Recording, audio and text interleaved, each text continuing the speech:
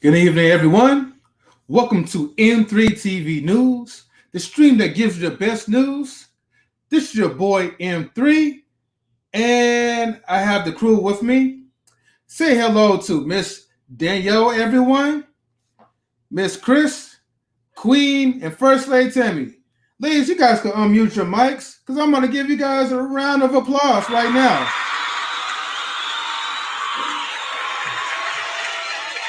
All right. Thank you, everyone, for joining the live stream. And so I wanted to start off with today's topic, which is called Does the Olympics Hate Black People? So this is crazy because, this was highly requested a while ago. And, I haven't really been in tune with the Olympics, but I've been hearing some things about sha'carri Richardson and this other young lady that's called Simone Biles or Biles. Okay. And so before I even get into it, right, let me ask the ladies, how's everyone doing? Great. Lovely. Blessed. Great. Lovely. Blessed. Just good. Great. Okay. What about you, Queen? Good. I'm good. Okay. That's what's up. All right. Like I said again, thanks, ladies, for joining in. And so I guess we could just start off with the first question. Hopefully it doesn't go by too fast. But the first question is, what were your thoughts when you found out what happened to sha'carri Richardson? Now, if anybody doesn't know, feel free to ask, and I can kind of elaborate a little bit. Does anybody know what happened to sha'carri Richardson? I do. Okay, Danielle, right? You mind if you kind of give the viewers an explanation on what's going on? So she is a track star, and she actually beat records and became one of the fastest women. But then she got pulled from the Olympics because she tested positive for marijuana. Wow. Mm-hmm. Yeah, that kind of sucks because isn't marijuana legalized already? Is it in some states or countries or something being legalized don't mean that your profession has to accept it though. Okay. I'm not trying to throw no excuses out there for her because I know like the rules are the rules, and if you don't abide by the rules, then they'll try to find some way to kind of kick you out. But I believe from what I heard, like I think a week prior to her getting kicked out, I heard that her mother had passed away. Yeah. Yeah. So that has to be very heavy on someone, especially like during a moment that you're supposed to be out there competing. And And the she still last, came and did it.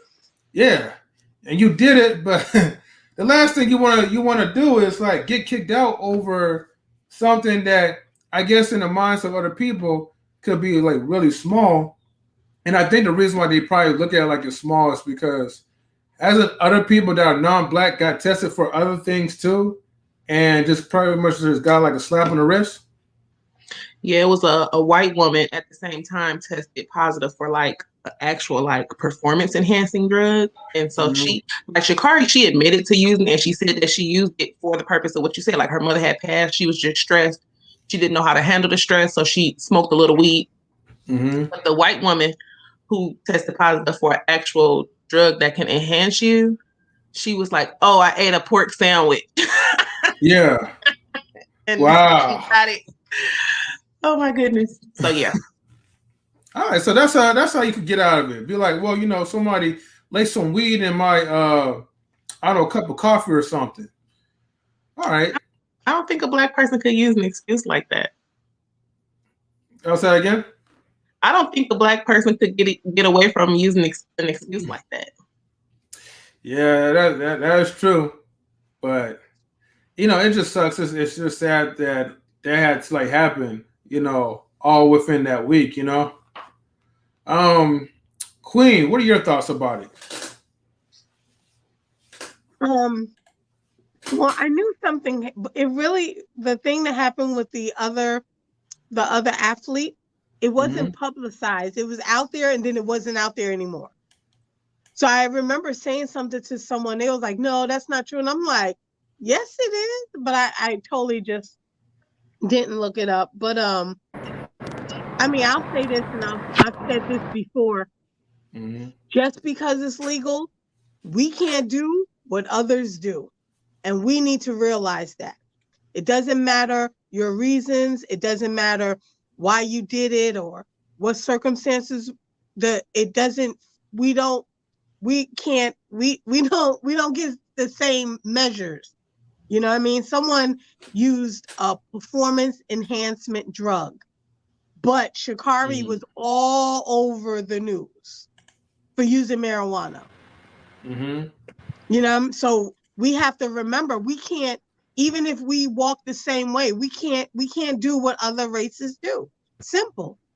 It's not fair. It's never going to be an equal playing ground. And we need to remember that. We have to almost be damn near perfect, to get the same respect. And that's sad. Yeah. Because they will make sure in every way that they're gonna hold us accountable to our actions. And that's the part that kind of sucks is because like, yeah, it feels like you do have to be perfect, but then it's like when you look at the majority of them that are not black, you're like, dang man, like, um, they could do the same thing that I'm doing or even worse, but yet, I'm always getting like I'm always getting punished for every little action that I make. So you're always walking on eggshells. Mm-hmm. Let me welcome like Luann and the Hall of Fame. What's up, everyone? Yeah, what's going on? What's going on? I'm gonna let the ladies rock out. Ladies first, and then I'm gonna go last. So, ladies, y'all do your thing. Mm-hmm. All right, let's start with Chris. Chris, how what's your thoughts? Can you hear me? Yep. Mm-hmm. Personally, I thought it was really sad.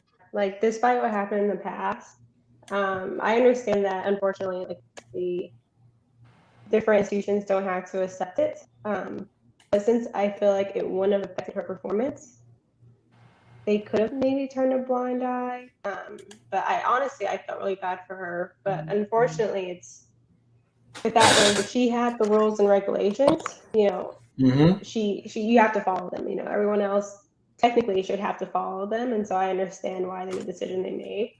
But I still couldn't help but feel bad for her. Yeah, I got you. Um, Danielle, first, go ahead. did the other athlete actually perform? Yes. So it's not fair. That's No. crazy. So the one who used the enhancement drug performed still. Did not get disqualified at all. No. Wow. Yeah. I mean, because she didn't take account.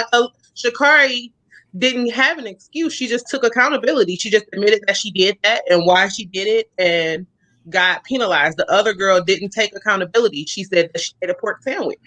Yeah, but come on. It was in the pork, okay? But you see how do you see how media didn't say nothing else about that?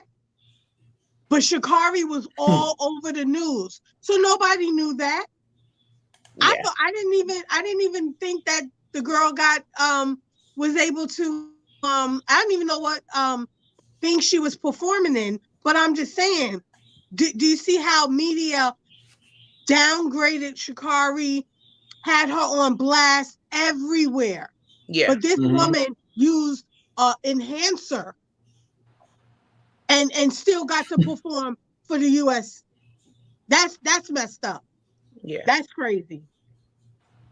Yeah, it is. Tammy, what's your thoughts? I know you got a lot to say always. You know, I always got a lot to say. Okay, so I was doing some research, even though we're on the thing, and she did get suspended, but it was before the track and field event. At least that's what it says online. Began. Just a couple things that it's just interesting because I feel like because we already know that the odds are stacked against us, we have to be very mindful of what we do and know that when we do certain things, people are going to scrutinize it, even if there's good intent behind it. So even the fact that her mom passed away and she had a reason that she felt she needed to take, marijuana, they looked at that as like, well, we don't really care. You're not supposed to be doing that. I mean, there's other things she could have taken. I mean, there's a whole lot of other things she could have been taking besides marijuana, which really isn't that bad compared to some other things. Yeah.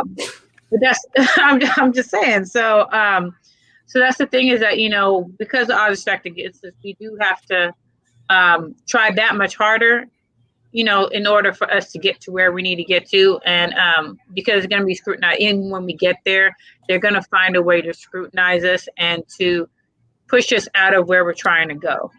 I do think it's sad that what happened to her as far as her being suspended.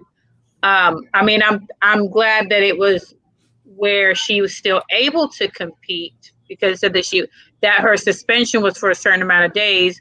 And so she was still able to compete once her suspension was over. So she is still able to compete, just she had a suspension for a certain amount of time. But even the fact that she had a suspension at all should not have happened, especially if there was somebody else that had an excuse of why they had what they had. Because, I mean, you took what you took, whether it was a pork sandwich or a beef sandwich or whatever it was, you still shouldn't have had it in your system. So, but it's just a matter of, whenever we're trying to get somewhere, they're always going to trying to find a way to bring us back and not allow us to get to where we're trying to get to. I mean, because, it seems like every time, somebody's getting closer to being above a certain group of people, they want to try to find a way to knock that down because they don't want to give away too much power. So if they feel like there's too much power or too much focus on one of us, they want to take that down and take it back. So they have to find a way to take that back, which in their minds validates what they're trying to do. So, I mean, I find it to be interesting. I mean, when I heard about what happened, you know, I was not happy about it. I wanted to get a little bit more information about it as far as what happened. But you know, the fact that her mom passed away, I mean, you know, like you're saying, you know, the fact that you're trying to compete in this, worldwide, thing that everybody around the world is going to be watching. I mean, that's a lot of pressure on you already. The fact that you are, you beating all these different records, that's something else that's putting pressure on you. The fact that you're an African American woman and you're beating these records, it puts more pressure on you in that way because people are looking at you for all those different things. And then on top of that, your mom passes away at the worst possible time. So, it's just interesting. I don't know. It's just weird how things work, how they don't work in our favor. But like I said, I'm glad that, she's able, that her suspension is over by the time she's able to compete in the track and field, because they couldn't. And I will say that I feel like it's almost that they did that as kind of like a warning. Like, okay, look at what we did to her. Next time it can be worse. So don't try to get ahead of yourself, because this time we only made it 30 days. Next time we gonna make it longer. So don't be trying to get to where she's trying to get to, or take a little step back, because you don't need to be trying to get there. We were a little bit lenient this time. We gonna really do some damage the next time. So I kind of almost feel like they didn't have an opportunity to do this before, because there wasn't an African American woman who was beating the record that she's beating. At least I don't think there was. And so they're like, okay, we're going to do this thing right here that we think is not that big of a deal, just to say, okay, now you need to keep on watch. You need to pay attention, because we did this little bit, but next time we're not going to be as nice. So in their mind, they're being nice, but that's not the way. That's the thing, is like, we don't see it that way as you're being nice, because that's not how it appears. In their mind, we're being nice. We suspended her for this little bit of time, but next time it's not going to be a little bit of time. So I feel like they want to keep us on eggshells. They want to keep us walking on eggshells and on our toes. Like, don't think you're going to get as high as you want to get, because you're always going to try to fit it, trying to find a way to knock you down. Even when you think you're getting close, we're going to knock you down a little bit, just to say, stay in your lane. So I feel like it's a stay in your lane kind of thing that they're trying to do. So, but yeah, that's what I gotta say. So, and she didn't get to compete in the Olympics. No, she got disqualified. Her suspension was like lifted, but they did not choose her. She did not compete in the Olympics. She gets to race the 3 top winners of the Olympics, but no, she did not get to race in the Olympics. Yeah, so they made sure that she was going to. With the enhancement drugs. The other girl competed with the enhancement drugs. Yes, she did. That's crazy. First lady, you said the other lady was also suspended, but her suspension didn't overlap with.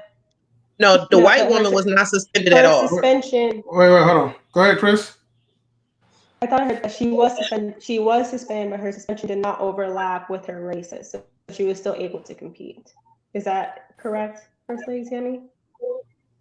No, I was just reading online, and it was saying, while Richardson's suspension will be over by the time the Olympic track and field competition begins, the positive test erased the Olympic trials performance.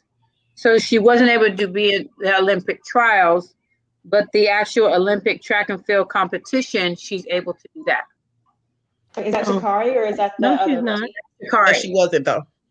Okay, sha'carri's not able to compete at all. Nope. She didn't make the team. Nope. Okay, I'm gonna look it up. Because I know that, and I know at the beginning they do the trials. No, sha'carri is doing a separate race with the top women, like Jamaica, who won. This has nothing to do with the Olympics. They're doing a separate race outside of the Olympics. The race that she is in is the Prefontaine Classics.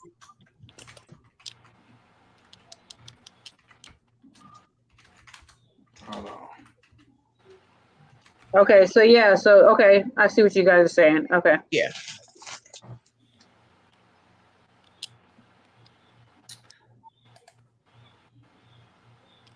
Is it my go yet? Yeah, go ahead while they look it up. Hall of Fame. Yeah. What's up, y'all? How you wonderful and awesome people doing? You know, it's great to see. You know, I see the women's stream is still going. You know what I mean? Me and them three just in the background. You know what I'm saying? Yeah, I just like to chill. Oh yeah, shout out to Unicorn Word. Shout out to Unicorn Word. Yeah. You want to read the message, King? I mean, Hall of Fame. Definitely. I can't see it. I see it. The pressure of it all, I get. But at the same time, we have to stay on our toes. That's true. Thank you, Unicorn World. Thank you. We appreciate your love. Thank you. Y'all already know what it is, man. You know, you don't have the complexion for the protection for the collection. You already know what's going down. You know what I mean? It's in the criminal justice system. It's in every type of system that we have. You know what I'm saying? So, when it comes down to sports, it ain't no different. You know what I mean? So it is what it is, Michael Phelps did the same thing. He was chasing the clouds or whatever, but they came up with all different types of excuses for him. You know what I mean? So, when it comes to us, there ain't no excuse. There ain't no excuse at all. You know what I mean? So, should she have been mindful of just, you got to know who your enemy is. So you do have to be mindful of who your enemy is and watch what you do. You know what I'm saying? So, what I mean? That's a big thing. You know what I mean? So if you know that you're competing for certain things, you're going for a certain job position, you're doing certain things, certain behaviors you got to kind of slow down on. You know what I mean? Because you got to realize, the system is not built for you. You know what I mean? I think once we realize that fully, you know what I mean? And we got to understand, when they writing all these laws and these amendments and these constitutions and all that, when they wrote that stuff, they wasn't thinking about us at all. We was not on their mind. Now, I always got to remind, people of color of that. You were not a thought. You were property to them. You know what I mean? And once that sits in your mind and you understand what that means, then everything else will make sense to you. It'll all make sense to you why things are the way they are. So we just got to be mindful of what's going on and be prepared. You know what I mean? Completely prepared, inside and out, to do what we got to do. And she'll be ready next time. She'll definitely be ready. She'll be a little bit older, but she won't be over the hill. She's in phenomenal shape. She's still very young. She's a phenomenal athlete, incredible athlete. You know what I mean? And we haven't seen that like this since my homie Michael Johnson. You know what I mean? I used to love Michael Johnson. That was my homie back in the day. He had the gold Nike shoes. I wanted them shoes so bad, my mother wouldn't get them, but it's a whole another story. But yeah, him and definitely, Forrest Griffin Jr. You know what I mean? Forrest Griffin Jr. I'm sorry, to Jr. Forrest Griffin Jr. Flo Joe, Jackie Joyner Kersey, all of them, man. They all represented. You know what I mean? They all represented. I even gonna shout out Carl Lewis, even though, he got his ways. I gotta shout him out because he did his thing too. Tommy Smith and them back in the days, back in '68, raising a fist high in the air. You know what I mean? Representing for us and making a stand. They were very upset about that. Very upset. You know what I mean? They hated that happened. But them brothers made a stand. And they were blackballed because of that. Majorly blackballed because of that. You know what I mean? Their lives were completely changed because they made a protest. And they represented for who we are as a people. You know what I mean? Our culture. So yeah, we just gotta be prepared in and out of season. The good word says that. So, black folks, stay prepared. And 3, it's on you, man. Oh yeah, shout out to ATL too. What up, Big Al? What's going on? Yeah, you know what I mean? Al says, good afternoon, my brothers and sisters. Hope y'all's day is shining bright as the sunshine. Yes, sir. Yeah, thank you, bro. Appreciate that. And then Unicorn says, it's like them happy hours after work. Everyone else can think and let those loose. Drink. Oh, drink. Everyone else can drink and let loose, but we can't. Yeah. Yeah, pretty much. Yeah, you're right. Mm-hmm. That's what's gonna make us better, because you know why? We're having people that's holding us accountable. Unfortunately, it doesn't apply to them, but that's okay though. Use that negative and turn it into good so that you could have a perfect character. Yeah. Because you have to understand, we don't own this at all. They own it. So we gotta play by their rules. And by all means, yeah, we gotta be like, the super good good boys and super good girls. When it comes like to this type of sports, you want to get your money, you want to get your trophies and all that. You gotta be better than what they are, because they're gonna be jealous no matter what. Because we're naturally gifted and we work hard. Yep. So you work hard, you play hard, you work hard. Sorry, you work hard, you play hard. You know. What else she said? Okay. There was something else I was gonna say, right? Because I think also too, how do you guys feel about like this will tie into the number two question, which is oops, I posted on the wrong one. In the number two question, it says, do you feel that there's a bias when it comes to African Americans in the Olympics? Why or why not? Now, I also want to add, before I even get deeper into this, right? I want to talk a little bit more about sha'carri Richardson. Do you guys feel that she was judged based on who she is as a black woman or mostly of her appearance? Unfortunately, I feel like she was being judged by the outsiders and then the insiders like us, like people like us and then people outside of our race. And we could be like the most critical. A lot of times when we look at someone that has the gold, like Super Saiyan hair, the long eyelashes and the tattoos, we're in our minds, we immediately just wanted to say, oh man, this girl's from the hood. She's gonna do something ratchet. This ain't gonna last long because eventually she's gonna mess it up.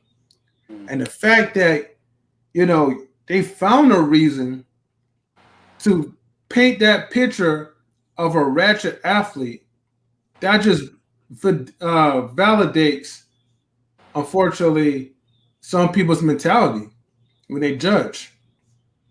How do you guys feel about what I said about that? I agree.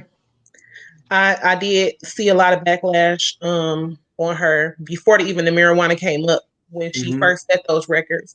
A lot of people was complaining. Black people care a lot about how we are represented because unfortunately, when one person is shown, that person is supposed to be like the poster child for every Black person.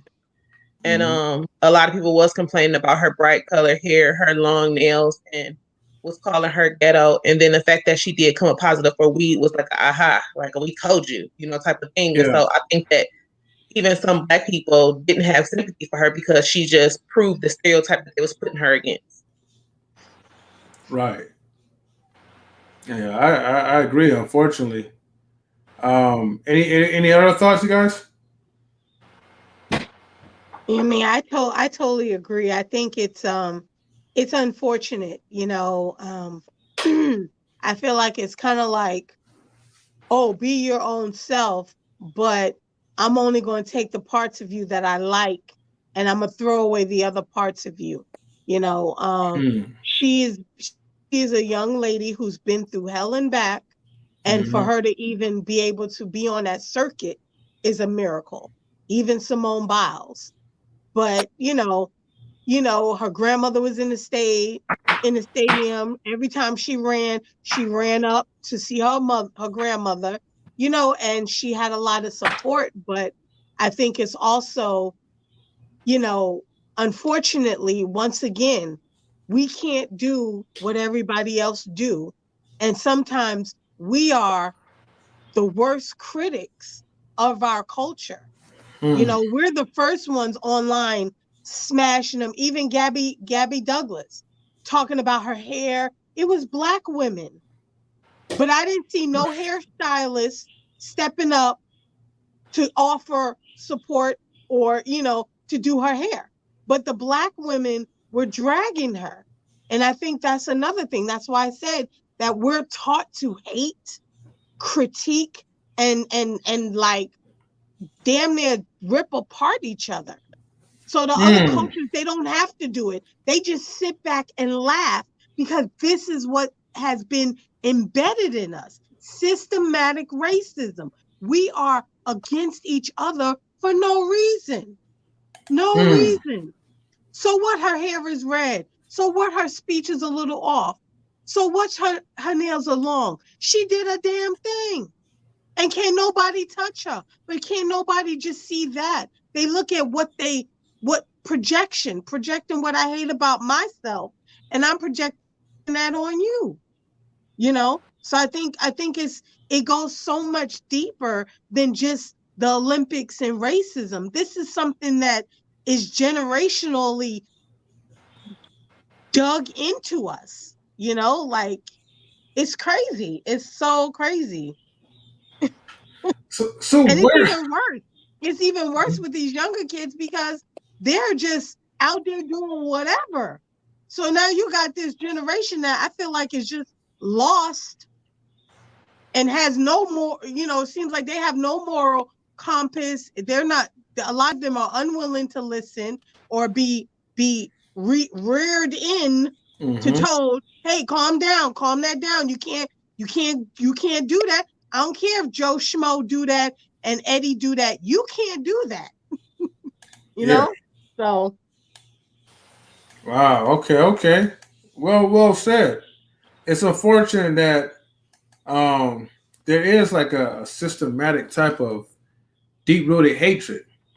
It's like I hate to say this. It's like we are fulfilling uh we are fulfilling like the white master's like legacy pretty much.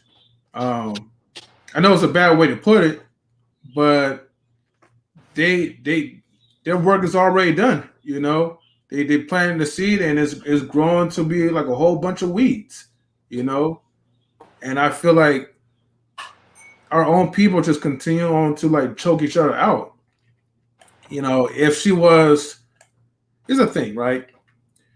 If she was like a foreigner type of girl, um, that's not black, she would already represent her country very well in her appearance. They would not let her go out there looking like some type of hood booger, pretty much. They will make sure that her appearance is on fleek. They'll make sure that she got her head in the game. But we don't give her that support. All we just do is just joke around, make fun of her, and we are like the biggest haters in our community. I don't want to get to like why like some people will feel like our culture is trash, but we'll save that for something else. But Chris, let me get your thoughts for number two. Yeah, so you guys all said a lot. I agree. So I want to touch on what Queen was saying about us projecting our feelings. Well, not necessarily us in this panel, but a lot of Black women projecting their feelings onto sha'carri. Mm-hmm. Where I'm torn though is that we were talking, I think was it yesterday on CJ Kyle's, about Black code and Black culture, and we were actually talking about having like a kind of filtering out this type of, to use Mr. Hall of Fame's phrase, ratchetness. And I wonder if, like, of course, shaming isn't the best tactic to use, but I wonder if somehow it's a good thing that we're telling her that she's not representing us well if we feel like that.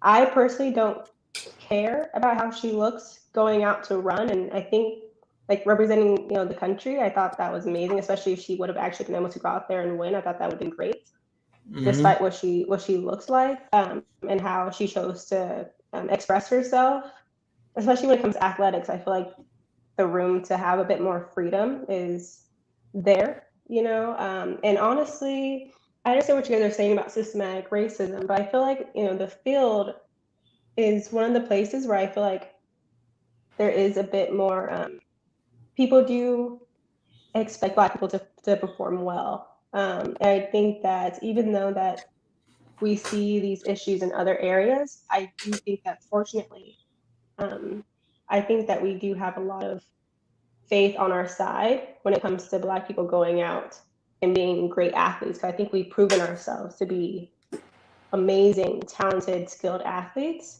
And so it sucks that they were minimizing her talent to the color of her hair and the way that she talks and the length of her nails. You know, like it's not the way that I like to look personally, but she worked hard. She went out there. She had to prove herself. There was a different way to handle that situation.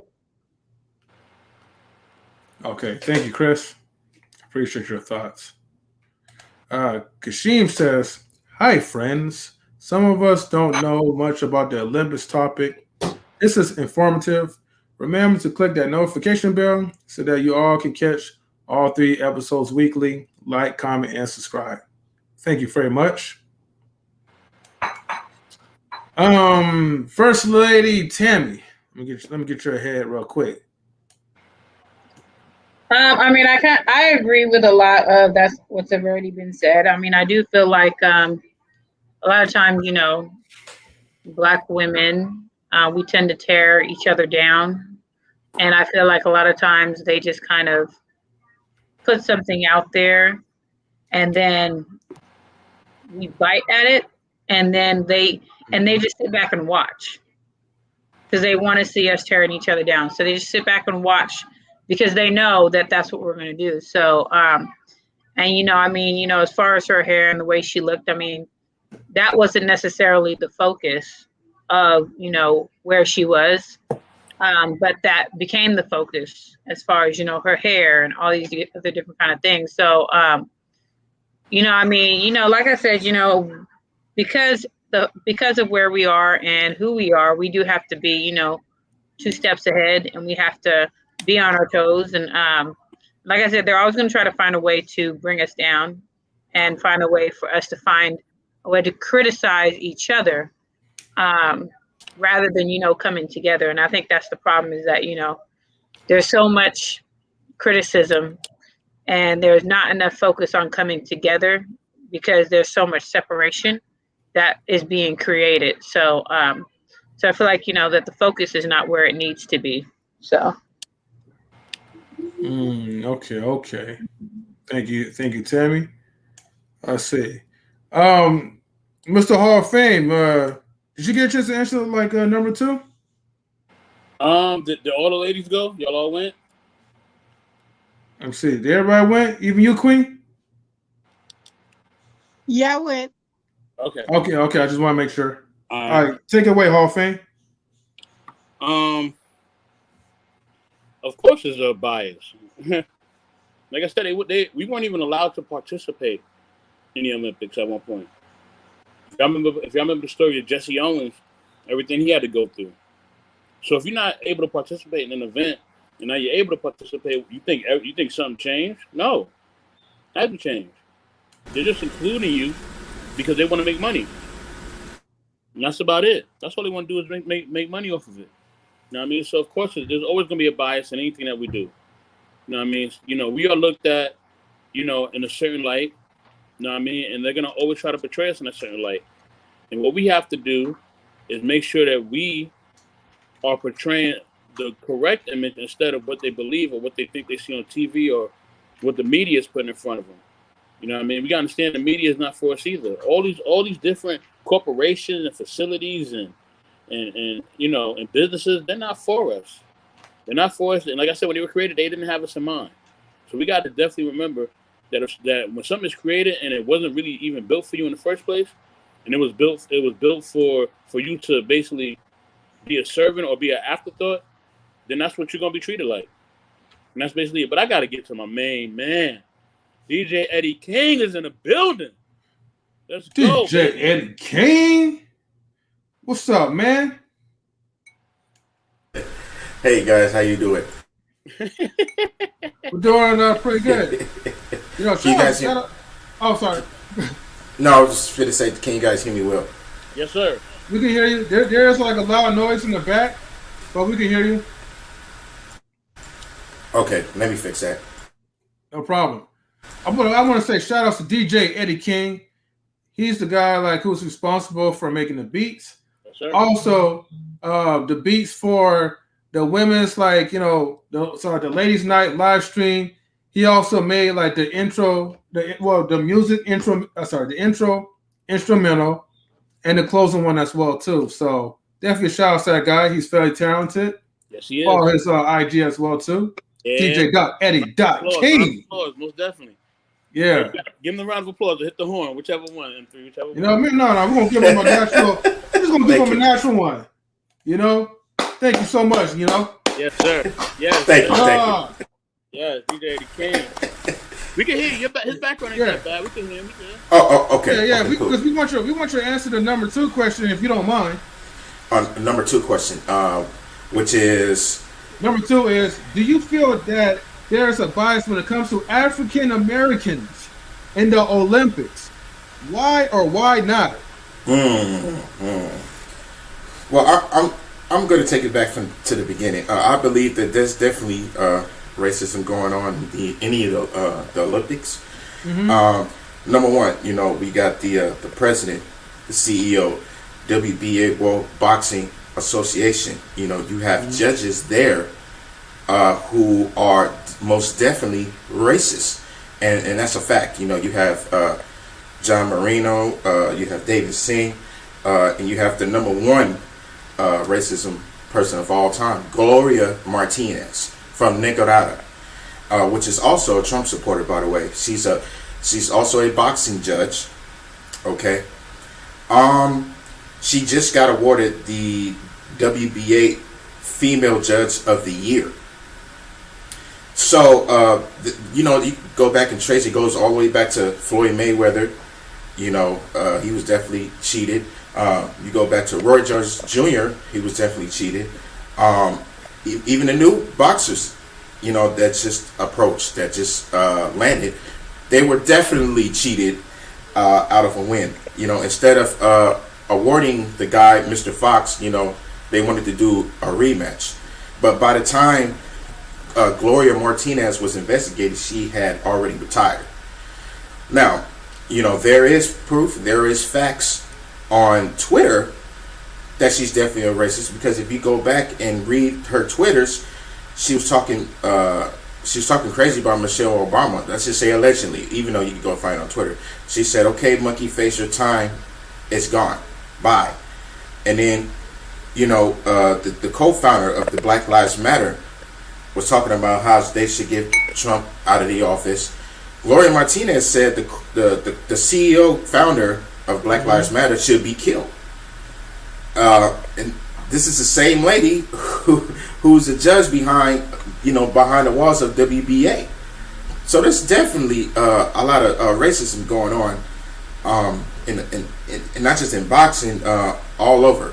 And it has a lot to do, with the black community, which she does not like the black community, and the rest of them does not like the black community either. I can't really say that the president feels the same way, which is the president of the WBA, which is the World Boxing Association. I can't really say that he is, but these people, if you go back and look at these Twitter, the things that they say, they would tell you right then and there that they're racist. Especially the way how they talk to the majority of the black community. That's not just the black women, it's the black men also. I just wanted to throw that out there. Like, there are racism, especially the judges. So you guys can look this up. I'm going to say allegedly, but you can go ahead and look this up. This is factual. But go ahead. I'm going to go ahead and pass this up. Okay, so does that apply to even the track and field stars too? Yeah. Oh yeah. There's been there's a lady who not only she didn't smoke any weed, but she was on steroids. And I just had that name just a few minutes ago. Are you talking about the one that was eating the sandwich, right? Are you talking about the same one? No, not her. But that's another one. That's a white lady who was using steroids. It was actually recently,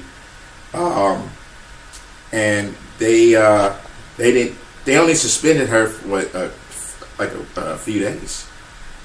Hold on. Can someone look up her name? Yeah, you go ahead and look that up, please. But let me see. Now, as far as what's her name? The black racer that just got caught. Sha'carri Richardson. Yeah, Sha'carri Richardson. That I just think that a lot of people went too over the top. You know, they put a 20 on the 2 with her. You know, I don't think that it gives you any boost or anything. You know, plus you can smoke weed, but I don't think she should be punished for that. You know, I don't think she should be punished too bad for that. You know, maybe she could have got the same treatment. She could have got suspended just for like maybe 1 day or 2, but you know, not like banned and talked about. And you know, this is going to be talked about for a very long time. People are going to be bashing her for a very long time. I don't know why. You know, It was sorry. go ahead. It's Shelby Houlihan.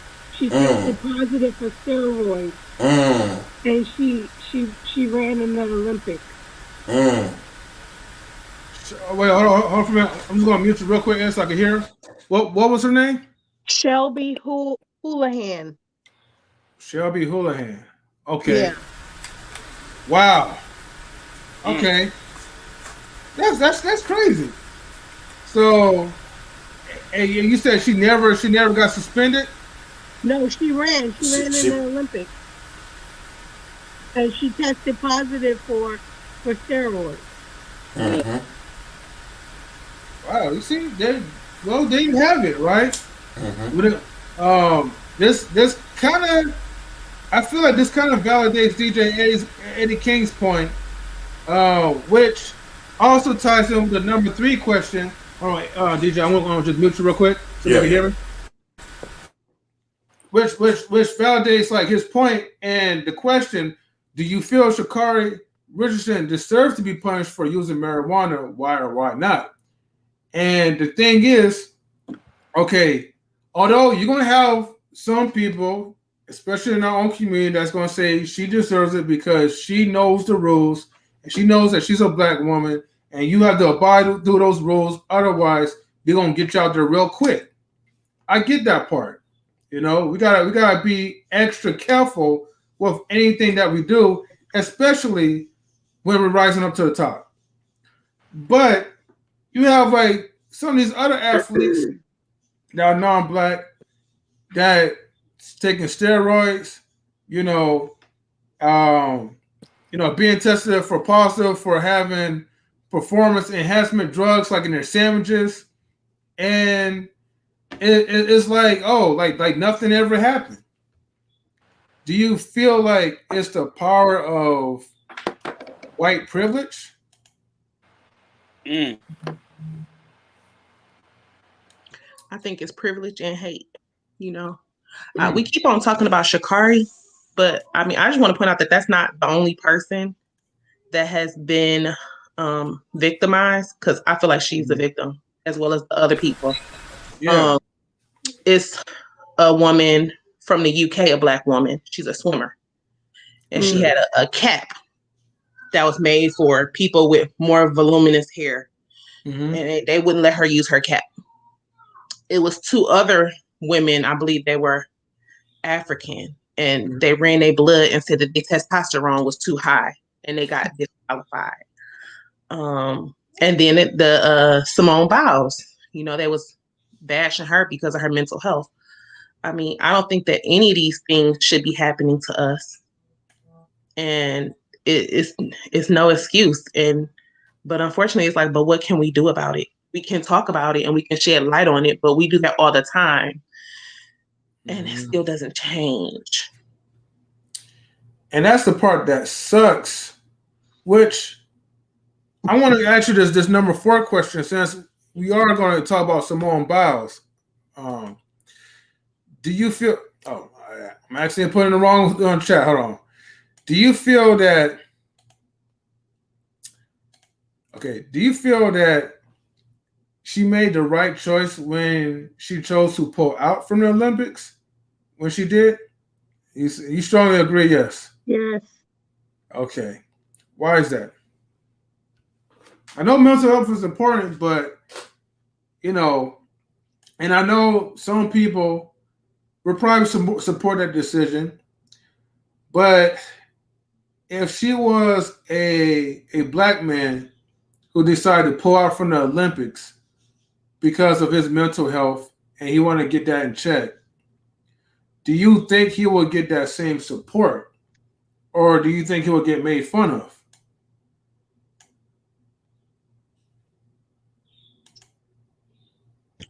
Said would a white man get made fun of?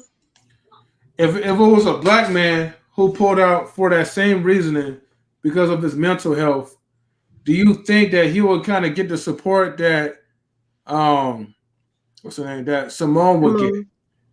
You said no. Okay, No. why is that? No. No. Okay. Okay. Why do you guys feel that way?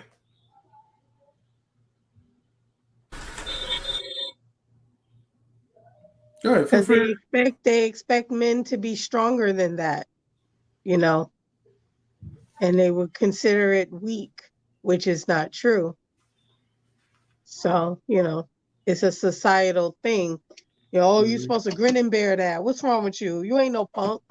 Don't be no sissy. Mhm. So that's what would be, that's what would have been a backlash, you know. Um, but I think it also plays a significant role in your support system, because if you have the support system, you know, it you don't it doesn't, not that it don't affect you, because trolling on the internet, cyberbullying is a whole beast, so, but I think it would have, the person can get through it more if they have a strong support system. Like Simone Biles had a tremendous support system. Her coaches, her family, they supported her. Just like what was Naomi Osaki, when she pulled out, I think it was Calm, the app, the meditation or therapy app, did a Mhm. sponsorship with her. Like, I felt like they were given a lot of support. So I think it's also your support system outside of, what you're doing. That helps. Hmm. Okay. Then, do you feel that black men need to start having, let's see, like formulating like their own mental health group? Yeah. Yeah. I think that's Okay. the best thing to do is instead of waiting on people to provide you with what you feel like you or your community needs, is to do it yourself. Mm. I I don't get, I don't I don't know how they will respond to a black man having that type of issue, but I do know when you brought it up about a man, it made me look up this man because it's a white man who played tennis who was talking about Simone Biles for dropping out of the Olympics and was like, well, you're supposed to learn how to deal with the pressure and, and was going in on her. And when he lost, he like lost his mind on the court, throwing his racket and Oh everything. yeah, he had a fit of rage. Novak Dajovic, whatever how you say his name, but Mhm. he completely lost his mind. So he can talk a lot of stuff, but he can't do what he says. He also should have took a break. He Mm. wasn't talked about. They So, they they showed it for a second, just like the white woman who ate the pork sandwich. They talked about it a little bit and then took it away. That's right. mm. But I think also it's like we were saying that we do a lot of the talking. We are very critical of each other, and like Miss Queen said, it is ingrained in us um from the beginning with the Willie Lynch. That was specifically what he did, Yeah. was taught us to be pitted against each other and to not trust each other. Um, And so what he did worked and continues to work. And I think that should be like talked about. I think we should tell our kids about it, because I think if we knew Mhm. that it's not our culture, that it was something that they put into us to weaponize us against each other, I think that that's a step towards dismantling that thing. Yeah. And I'm glad that you brought the Willie Lynch letter because I remember back in college, like, and it's like I feel like it was like 15 years ago. I remember reading the entire book, and it opened my eyes. I don't remember everything, but to this day, I remember something like the basics. And you know, Willie Lynch was a doctor and something. I think. Correct me if I'm wrong, but what's his field was in psychology? Have no idea about him specifically what he did personally. I just know what he did for us and that they named lynching after him. Yeah, but basically he used his knowledge or whatever, unfortunately, to weaponize against us. Use us as the weapon of self destruction to our own people. Yeah. Because it starts off. I mean, it's so much layers, right? Because you have to really dig deep, right?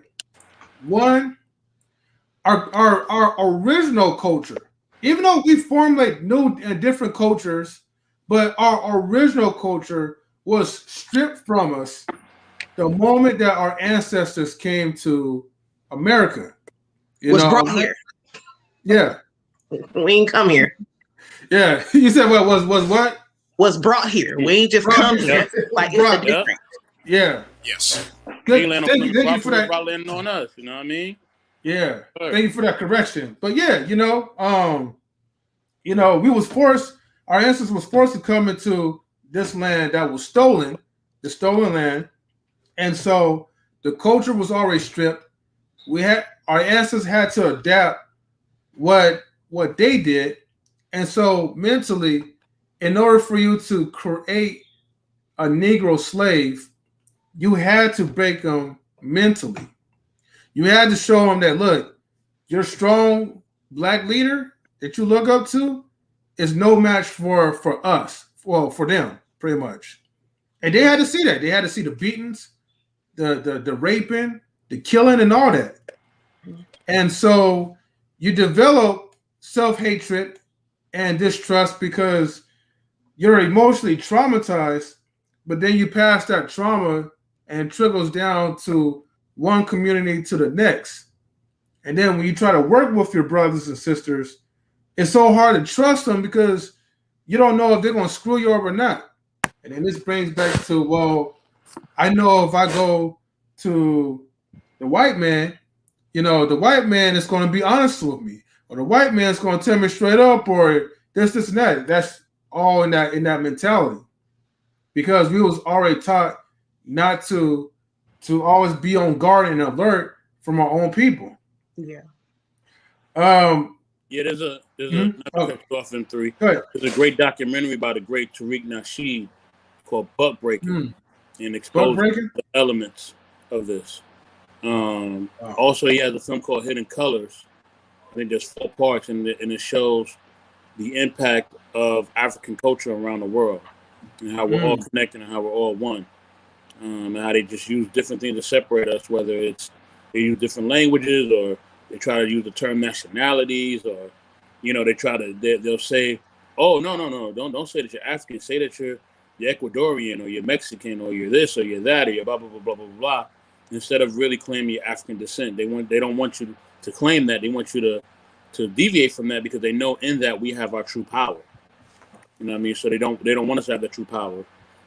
So just to touch on the whole Simone Biles thing, I'm gonna take it back before Simone Biles. I'm gonna take it to Marion Jones. Now, I mean, they drug Marion Jones through the mud. You know what I mean? They drug her through the mud. You know what I mean? Made her have a mental breakdown. They was putting her on trial like she sold cocaine or something. You think she was a dope girl or something, where they was dragging her. You think she was a trap queen or something, where they were dragging her through the mud. Just dragging this poor sister through the mud, when they knew that there was athletes in foreign countries that been doping and using steroids for years, for decades.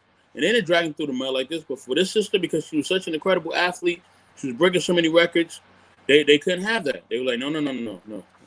We gonna have to completely destroy and tarnish her image. And she was never the same. She was never the same after that. You know what I mean? And they just completely destroyed her whole image as a person. You know what I mean? Mm-hmm. But yet, Michael Phelps is, not Michael Phelps, but no, that was him. No, not the swimmer, sister, not the swimmer. Oh, The so dude like that was he on did the it. bike. The dude that had to live strong. He was a cyclist, and he got caught dope. Oh, What's his Neil name? Armstrong. oh, Yeah, Neon, yeah. yeah. You know, he did the live. I actually bought one of them live strong things too, because I really thought that he was, you know, about something. But you know, I found out, you know, he wasn't about nothing, and you know, they welcomed him right back in. You know, had him at the parties and everything else. You know what I mean? You know, welcomed him right back and did a whole documentary, kind of celebrating him and all that, and making excuses for him and everything else, and saying he's such a great guy and all this other stuff. You know what I'm saying? When they did the Marion Jones documentary for 30 for 30, they ain't do all that. No, they drug it through the mud again. You know what I mean? It's been 20 years after that. So, yeah, that's what they do. But for Simone Biles, of course, she was right to take care of herself first. You know what I mean? I know in the black community, we don't believe in, you know, in the healthcare system, and we have a lot of stigmas about it. You know what I mean? Because of, you know, differently the Tuskegee experiment, all different types of things that they've done to us over the years. You know what I mean? You know, to just use us as guinea pigs and stuff like that. I remember a movie back in the day. I think it was called Mama Hill's Boys. I think it was called HBO, and it was talking about how like they were just giving us different injections and different vaccines, just testing it out on us for money, because black folks couldn't really get money back in the day, so they were just testing the vaccines. Miss Evers Boys, there you go. They were testing the vaccines, and you know, all the people that they was testing on, they all wound up dying at a young age. You know what I mean? Because you know the vaccines were no good. You know, it was giving them poison.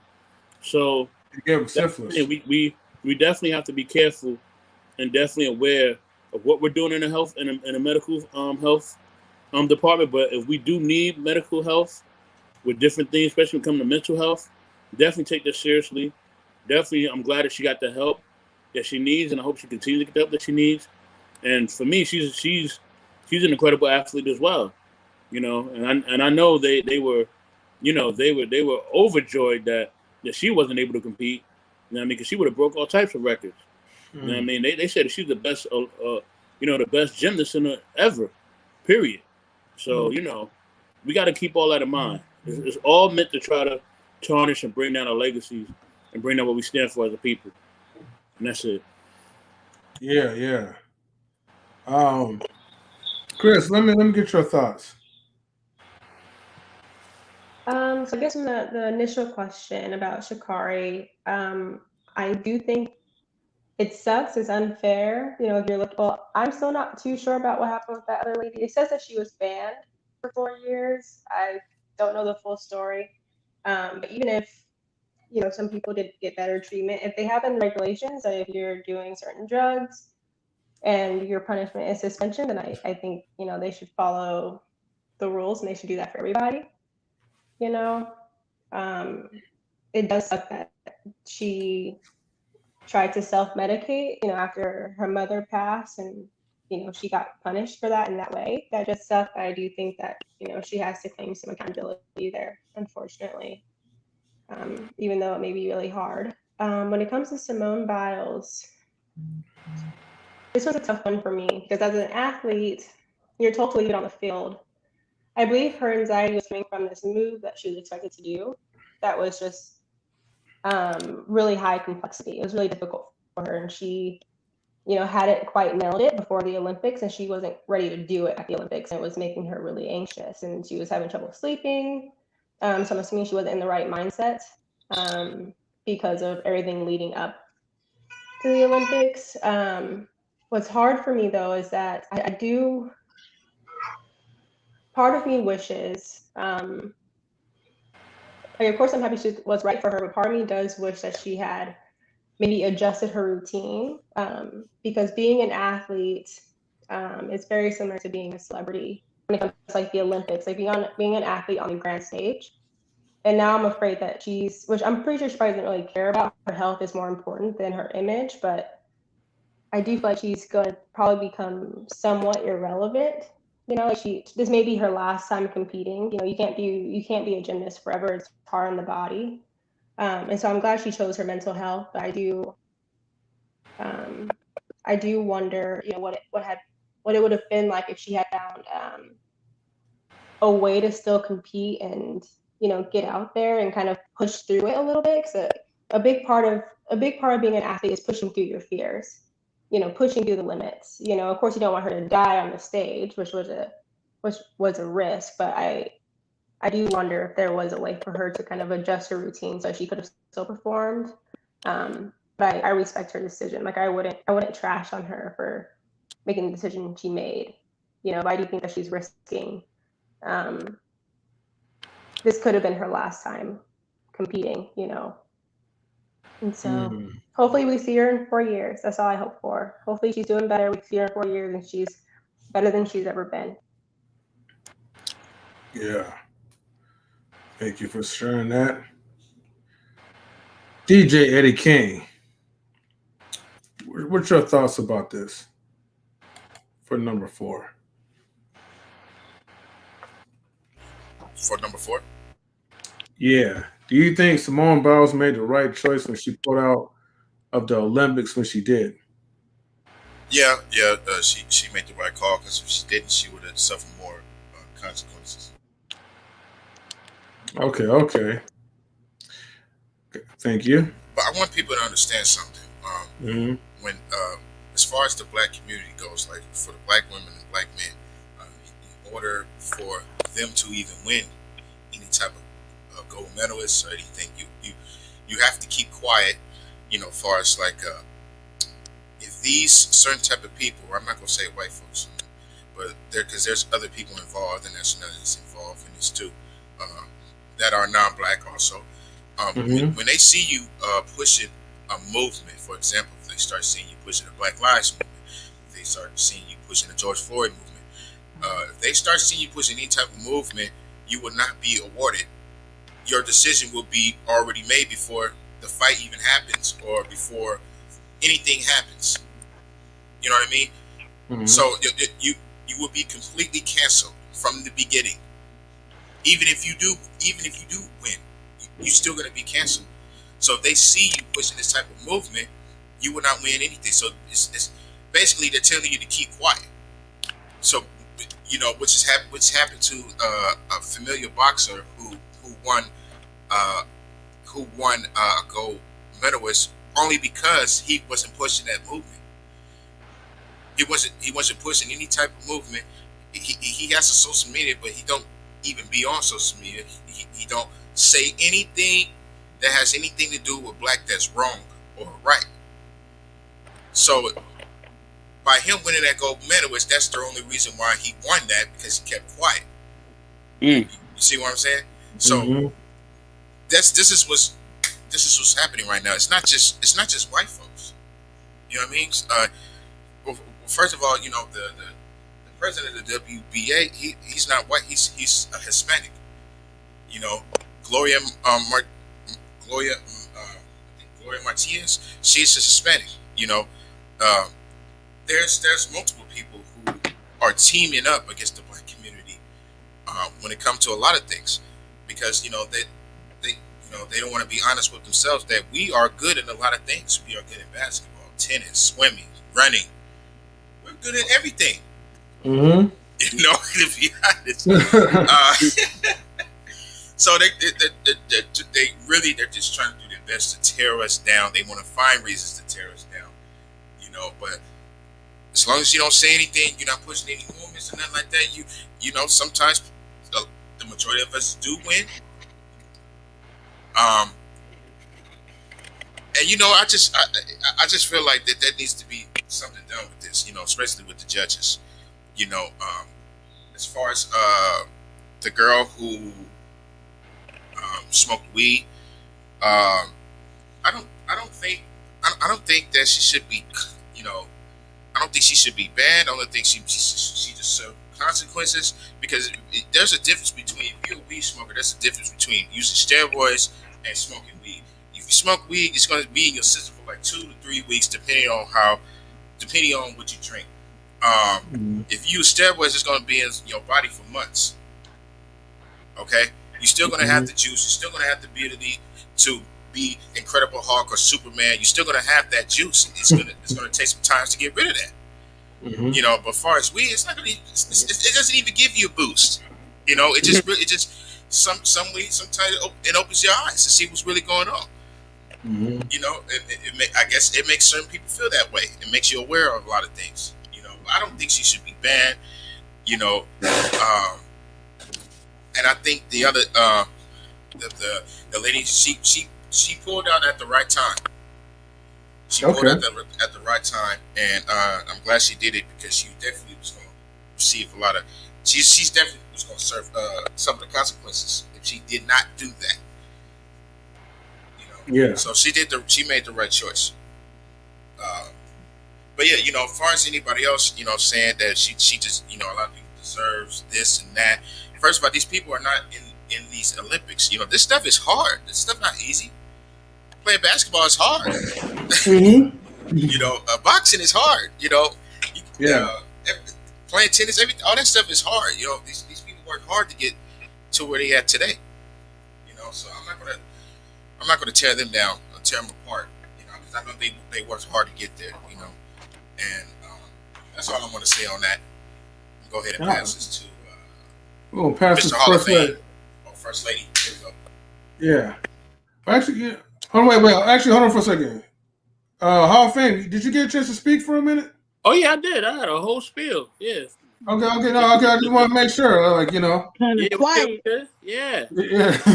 All right. All right. Let me know if I forgot about like anybody else though. If I did, my bad, y'all. You know. I think First Lady Tammy is next. I think. Yeah. Oh. Yeah. I see her smiling though. What's up, First Lady Tammy?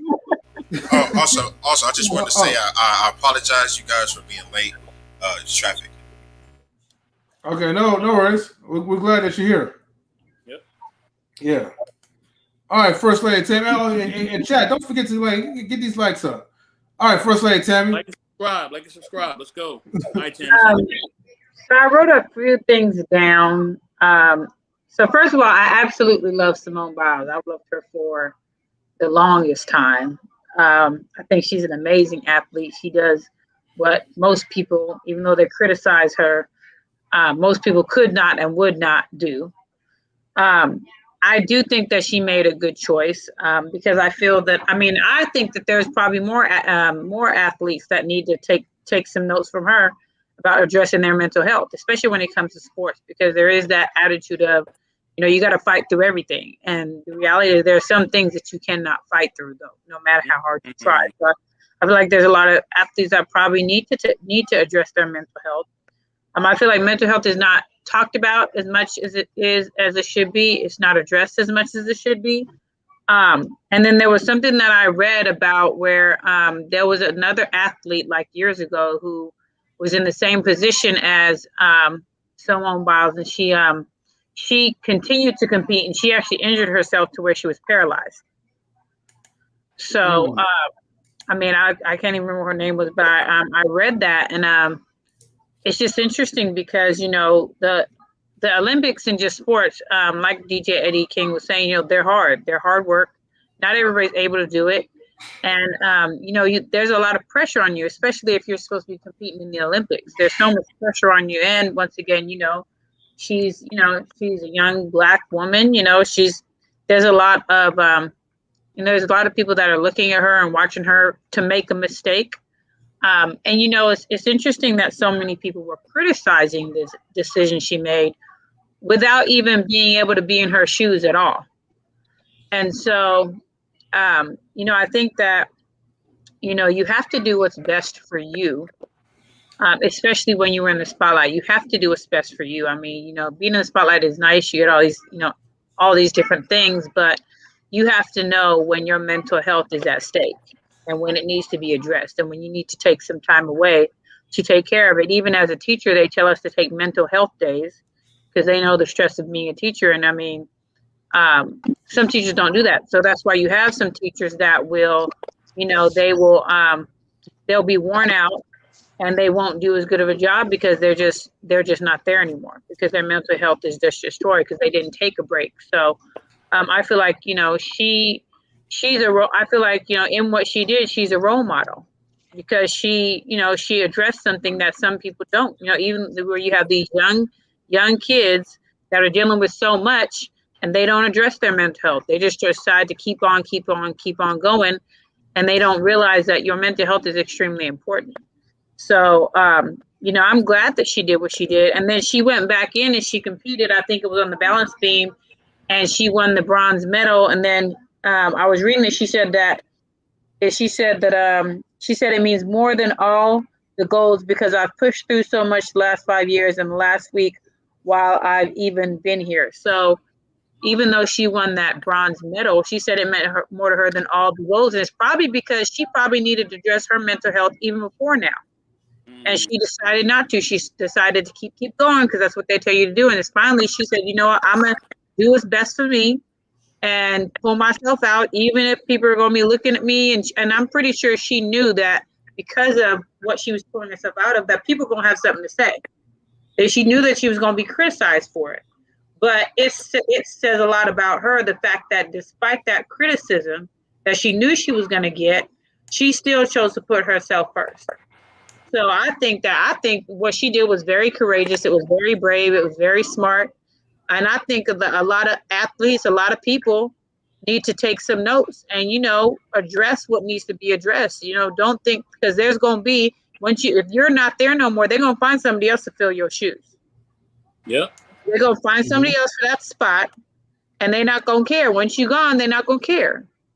So you want to be there as long as possible. And if that means you got to take a little step back to make sure that you're in your right state of mind, then that's what you got to do. So I think that she's somebody that, people can look up to because I feel like she made the right choice. So I'm proud of her. And I loved her then, and I love her even more now. Because like I said, mental health is not talked about enough. It's not addressed enough. And she made a statement by saying, even though I'm in this position that I'm in, I'm still going to take a break because that's what I need to do for me because that's what's best for me. So, like I said, other people need to take some notes. Mm-hmm. Now they know that mental health does exist, but why do they not acknowledge it so much? I think in sports because it is they want you to push through everything. Like even if you hurt, they want you to keep going.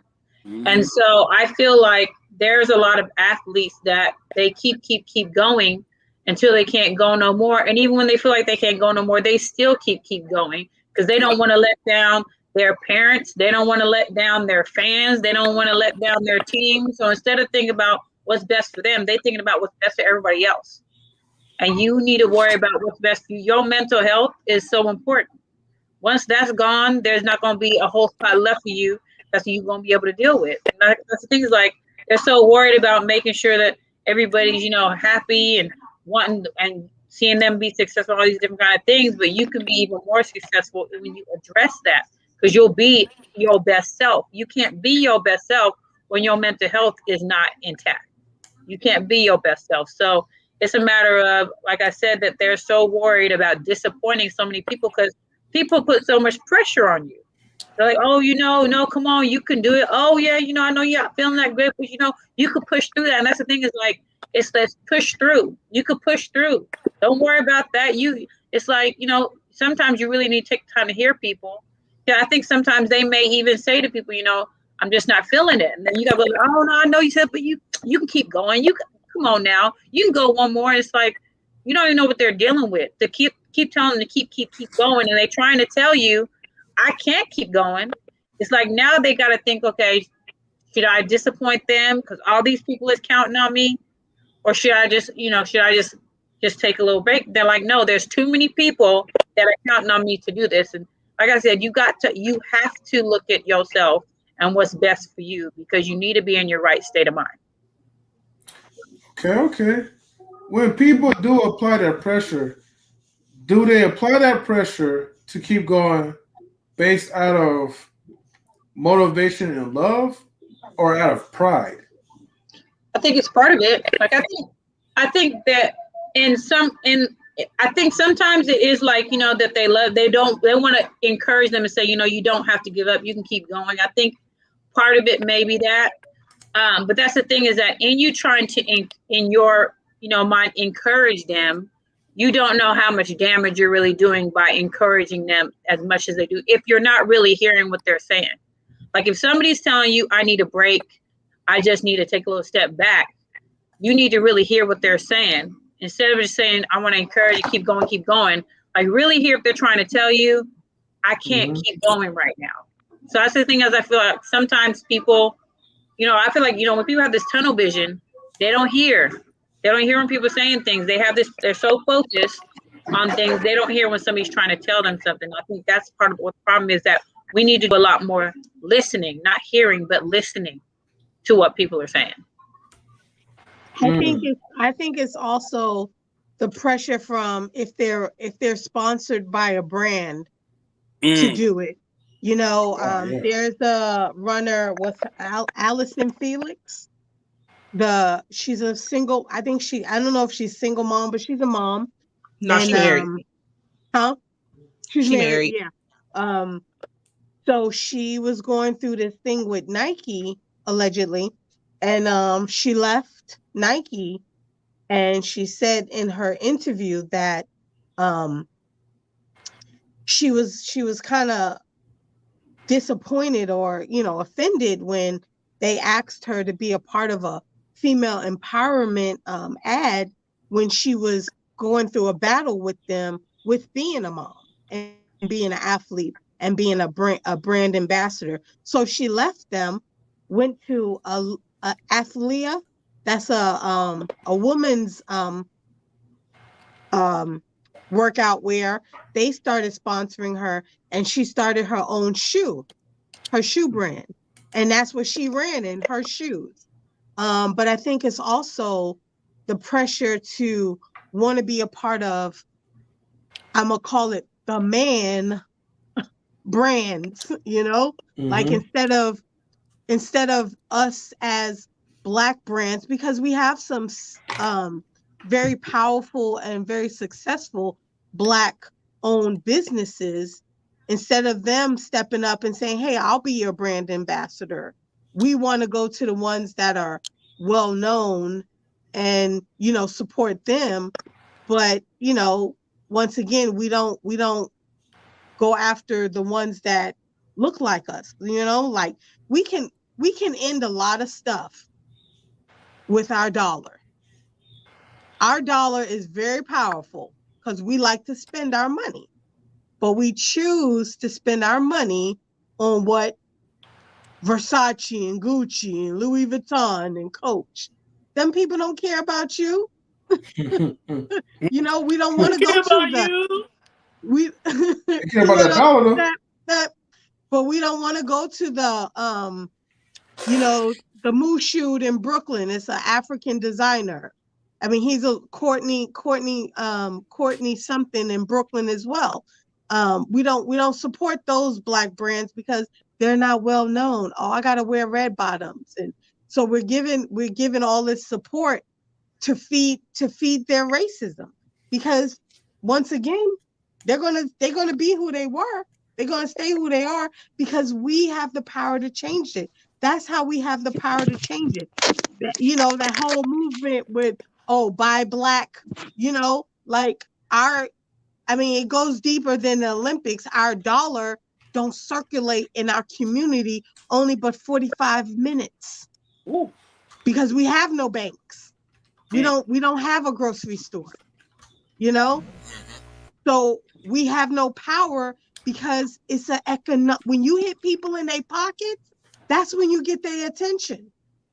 You hit them in their pocket. And so I think a lot of it too is that I feel like a lot of these Black brands need to step up and say, you know what? You don't need Nike. I got you. You don't need this. Let's do this. Go here. Use this brand. So that's what I'm saying. That's my 2 cents. Okay. But let me welcome Melissa Stewart in here. How you doing, Melissa? Can she hear us? Okay. Well. But Hello. Well, it's that awkward silence, right? It's about I don't have like those sound effects. But no, like no, I definitely do agree with you, Queen, as far as supporting like our own brands.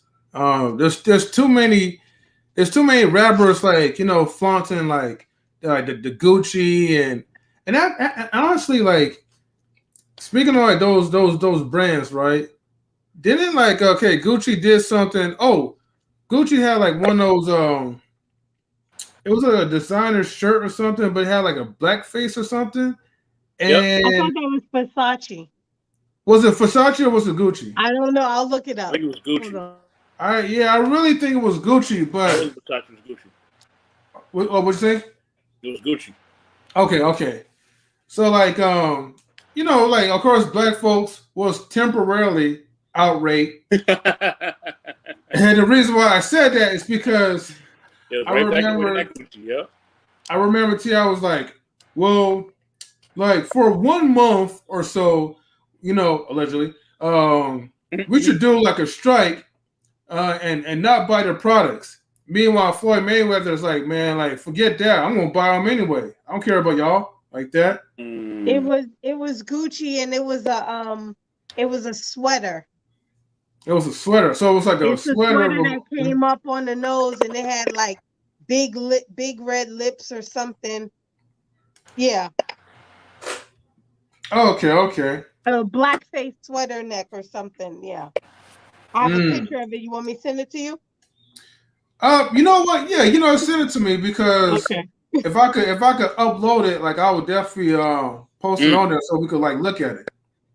Yeah, yeah. Please do that because like I want to like just make a statement that these people don't care about us like that, but y'all steady keep going buying the goddamn products, knowing that there's Africans out there that's selling the same stuff, probably better. Yeah. But yet you still want to go and patronize the other people. Mm-hmm. Our dollar is powerful. Yep. We can make a lot of things work with the dollar. And hold on. Let me go ahead and excuse me for a second. Yes, Now I'll go back to preaching. Shout out to Caprice. He says, why is marijuana tied to black people like there are parallel? We are almost the face of weed. Mm-hmm. Well, I mean, No, I know it's a no, but we are the face of smoking weed, but we are not the face of weed because the people who run the plant, run the fields, and is making the money from the weed don't look like us. That's right. We can't get the dispensaries. We can't get the fields and the permits to grow it, but we're sure support it and buy it. Yep. Mm-hmm. Yeah, to the utmost, and they use it and they take advantage of us like that.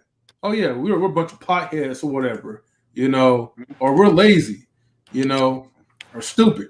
But the point is that like, oh, thank you. Let me see, put this up real quick.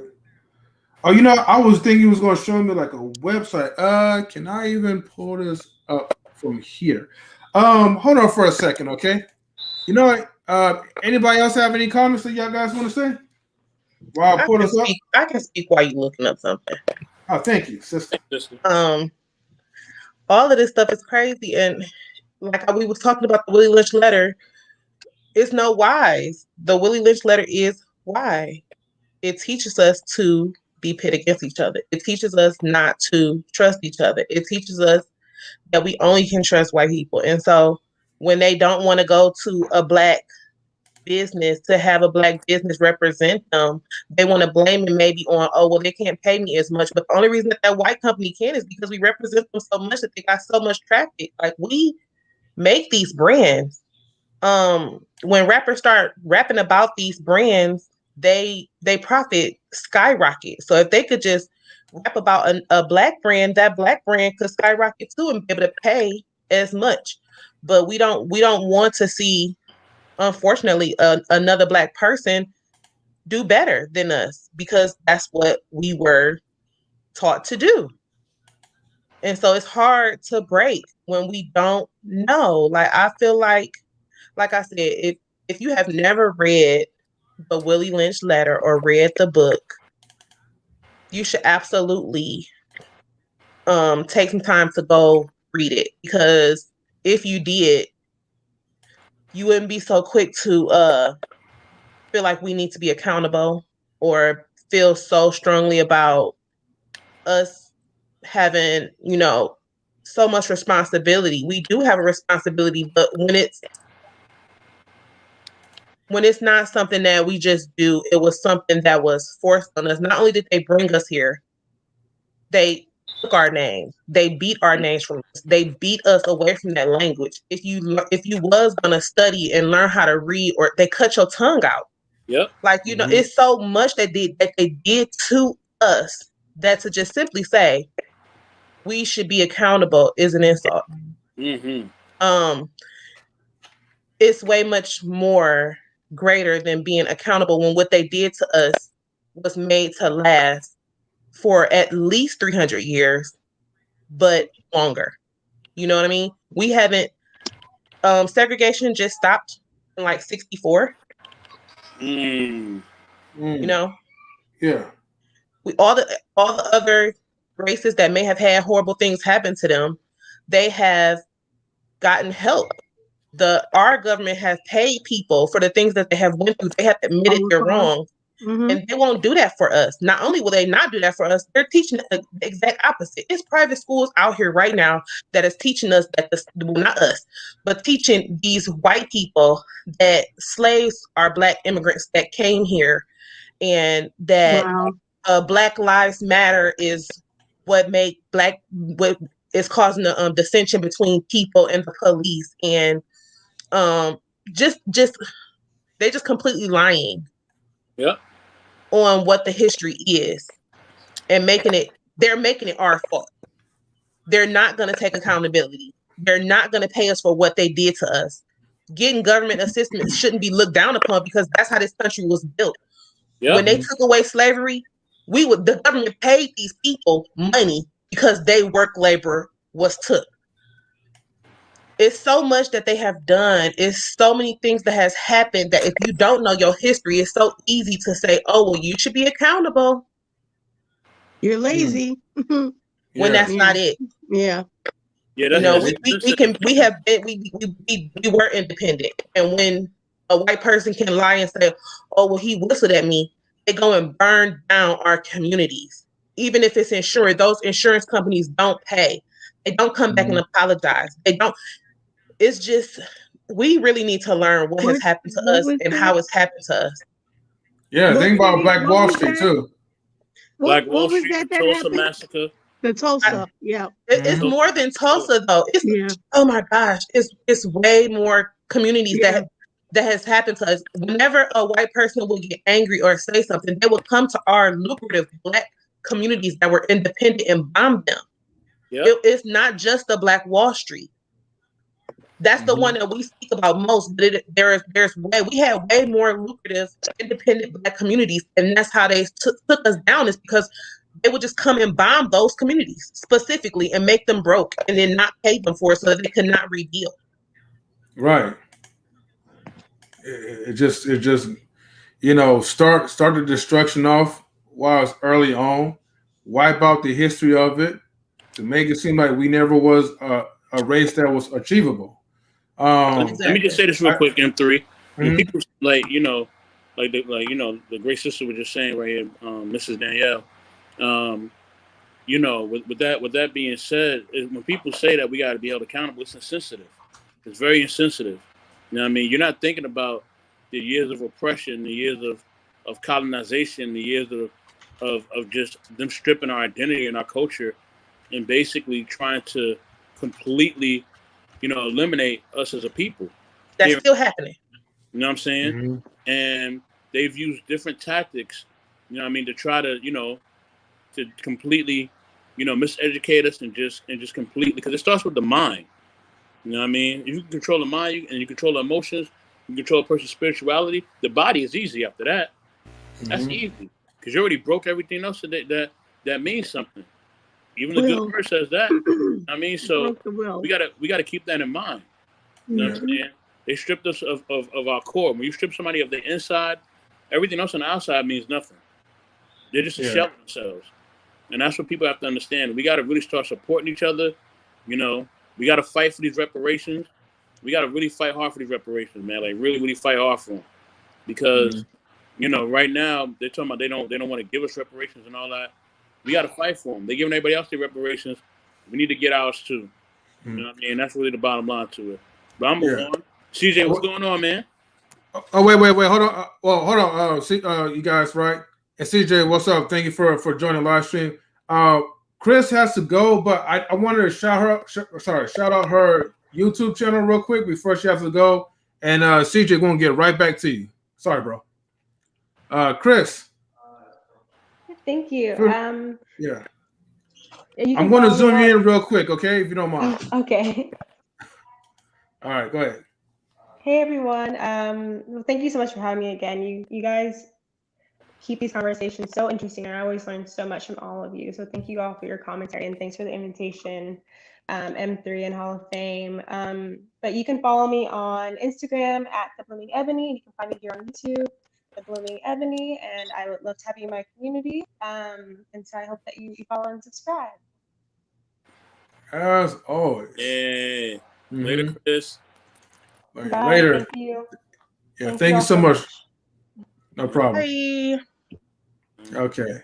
CJ Kyles, how are you doing, bro? What's going on, ladies and gentlemen? How are y'all this evening? Wonderful. Good. Great, How are you? I'm doing wonderful myself. Listening to the panel and everything like that, man, y'all got a very, very interesting conversation going on over here. I just wanted to say, man, that I'm well aware that this country was built off Black labor. Black Americans are definitely entitled to the reparations that we are owed. Like Hall of Fame said, there are plenty of other groups in this country that have received reparations. Look at the Jews. They are receiving reparations for things that didn't even happen over here. Yep. So I think, I understand that. But I think also too, like I was listening to some Hall of Fame said, and he said that like when you say holding others accountability, I think you said it was like insensitive, right? Yes, sir. Yes. So I think my only question or rebuttal would be to that is at what point, because I think we really have to assess the situation. Like we know that there is a system against us. We know that the chances of getting reparations is unlikely because of a group effort. So at what do we do from that point on? Like, are we just going to keep saying the same thing, or do we have to go another direction? The reason I said that is because we can't take accountability because we implement the system. They implement the system, so they have to take accountability for that. We got to take responsibility for our current condition. You know what I'm saying? And that's different. We definitely got to take responsibility. We have to basically be responsible and be, be focused, be driven, and be supportive, and definitely be in love with ourselves and our culture and who we are as a people. You know what I mean? Those are that's the difference. I mean, that's what the main thing we have to realize, and we have to, we have to know what we're fighting for, know who we're fighting against. We have to have a plan in place in order to make things better. And things are only going to get better if we are owning the land, on our own land, gaining resources, having our own base. And just like every other country, we need a military force. We gotta have somebody protecting us. You know what I mean? You protect somebody in Asia a little bit too much. Too many Asians get beat up on. Guess what? You're gonna see bomb coming through that sky. I'm telling you. You beat them too many Asians. You don't see if they don't retaliate. You know what I mean? Be another 9/11. You know what I mean? You're breaking up. Hey, can you hear me? You're breaking up. Can you hear me now? Yeah. Okay. Yeah, you play with them other cultures if you want. You can do that if you want. It's gonna be World War III out here. But with us, we don't have a military force. So when we get attacked, there ain't no military force to protect us. We got to run up in the streets and we're throwing rocks and all that, and these police now, they got military weapons. So you throwing a rock and all that don't make no sense. That ain't gonna do nothing to nobody. So we need a military force to protect us as well as other resources as well. So that's what needs to happen.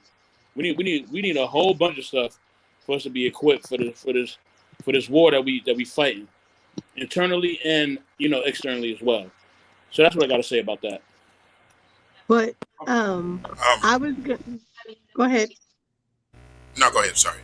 Okay, sorry. I was gonna say I sent you M3. I sent you a picture of the 19 Black families that bought almost 100 acres in Georgia, and they trying to. It's one family, and they kind of got together, and one was a real estate agent, so she found this land, and she got her cousins and uncles, and it's 19 families that are buying 100 acres to make it into it's the last picture I sent you, to kind of make it into like a refuge, like it's called the Freedom City, I think they want to call it. But anyway, I was gonna say that the only way for us to break the cycle is to self-educate and to band together.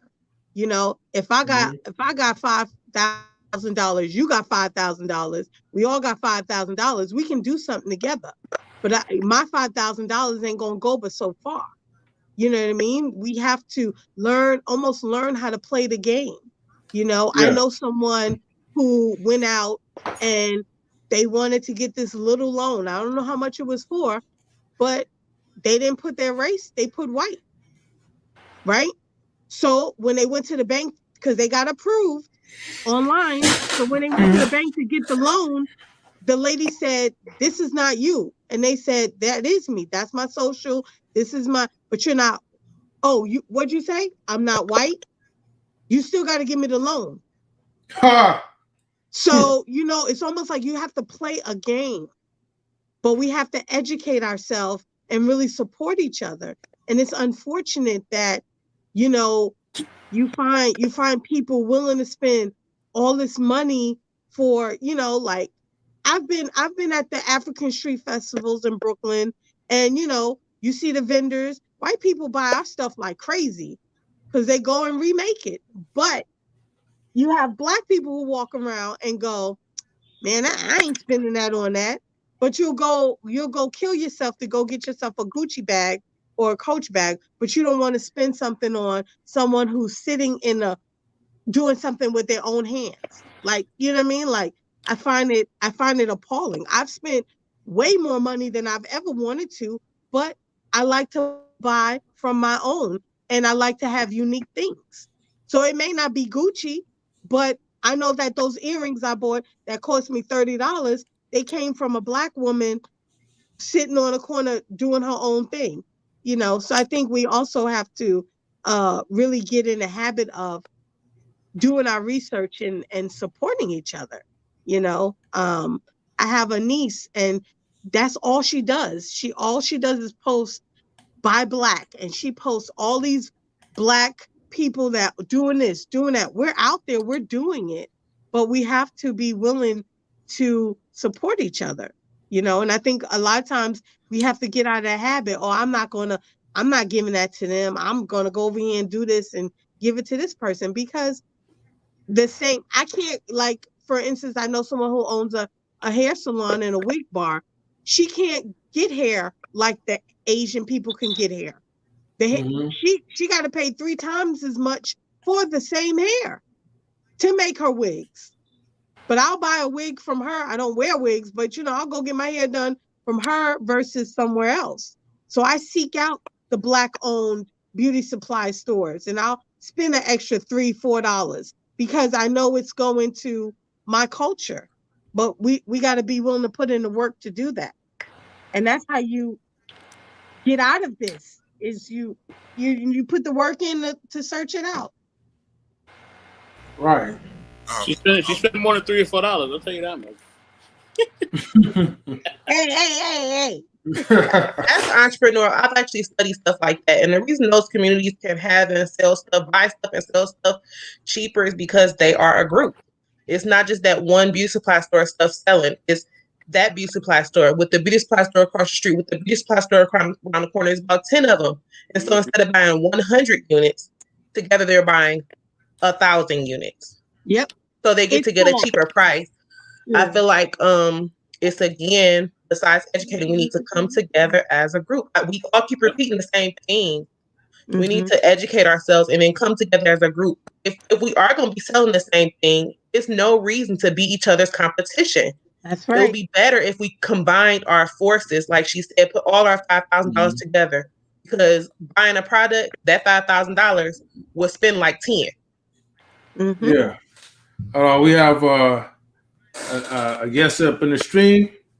We have Mr. Clement. How you doing? Oh, my God, was that too loud? KQ, what's going on, brother? What's going on, guys? How you guys doing? Pretty good. Everyone. Thank you for tuning in to the live stream. Yeah, man. I'm a little busy, but figured I might as well hop in for a bit if I can. Yeah. But I like the conversation that's going on so far. It's definitely interesting what I think, Danielle, you were just saying about pulling together and actually working with each other. But I'm not sure who was next, so I don't really want to just hop in and start talking. So, DJ, But right now, this is a No, go free ahead. Go flow ahead. talk. He jumped in. You go ahead. yeah, okay. So I was, yes, us banding together and actually deciding to work together is the way, but a lot of us don't trust each other. Like that is the big issue in our community. Like at every other race, like if you actually just watch like a black guy, a black man, walk past every other race, you probably smile, nod at them. If he walks past another black person, it's me mugging them. That's the norm. That's the default. So I think bigger than anything else, we got to stop looking at each other as like competition and enemies, and start looking how we can all start unifying. Even before we can start building together, we just got to unify. You just got to look at you as another person that can possibly help me out as well. And I think that should be the first step before, hey, let's just start building, because we can't build with people we don't trust. We got to first start coming to the table and breaking bread together first, and then talk about building after that. But that's my thought on that. You got to be like-minded too. Like, and I think the fact is that we try to save everybody. And the fact is, everybody don't want to be saved. You got to build with those like-minded people. And I think that is always something that is going to hold the community back, because we spend too much time trying to save every single person. And everybody is just not going to be saved. And that's with any community, not just ours. Agreed. For some reason in our community, we try to blur the line and say, we're all the same. We're not all the same. We're not. The reality of it is there's people that will try to move themselves up in the world and move themselves up the way, conform to society and move themselves up to a point that they don't need to conform to society anymore. And then that's when they let their hair down. And there's people that say society should accept me the way I am from the get-go, from the jump, when you don't have anything, you have any leverage in the world. You can't ask the world for something when you have nothing to barter with. And a lot of the times that's what we're doing. Yeah. We're trying to say the world should accept me the way I am, and you're not doing anything to change the world. You're not an important person in the world. Why should the world cater to you? To anyone? Yep. Queen was just saying that everybody has $5,000 and bring it together. But if I got 5,000, Danny got 5, M3, we all got 5, but 2 other people only bringing 50 cents to the table, and they don't want to do it, and they just expecting you to do their part because they black. Then what you could do for those people is see if they have some knowledge that you don't have. Yep. Give them a lesser percentage that they money is worth. You don't exclude them, because how else are they gonna get? Oh, nobody else is gonna help them. It's not about saving everybody.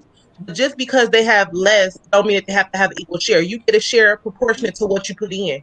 Or how about you do a little bit more work? It's also something called sweat equity. There are ways to make everybody like valuable. I'm Don't gonna use exclude a that, person because Danielle. of money. We I don't have know. to have Right. I we, I agree. don't know about when we realize where we come from, we have to be creative about how to help everybody build. Because if that person is willing to come to the table, then they are like minded.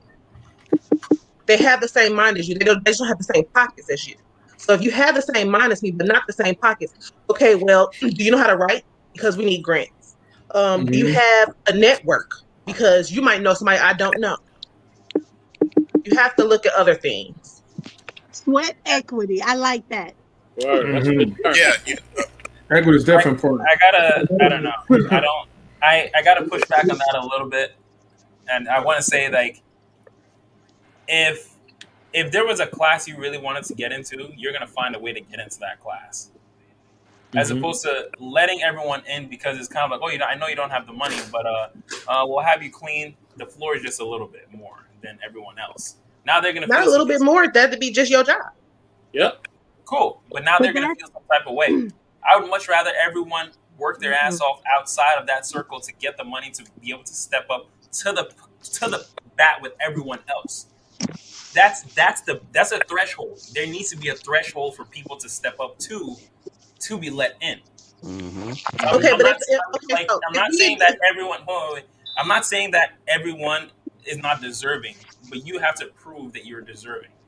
if we have if we have a school Okay. or whatever type of business it is, Okay.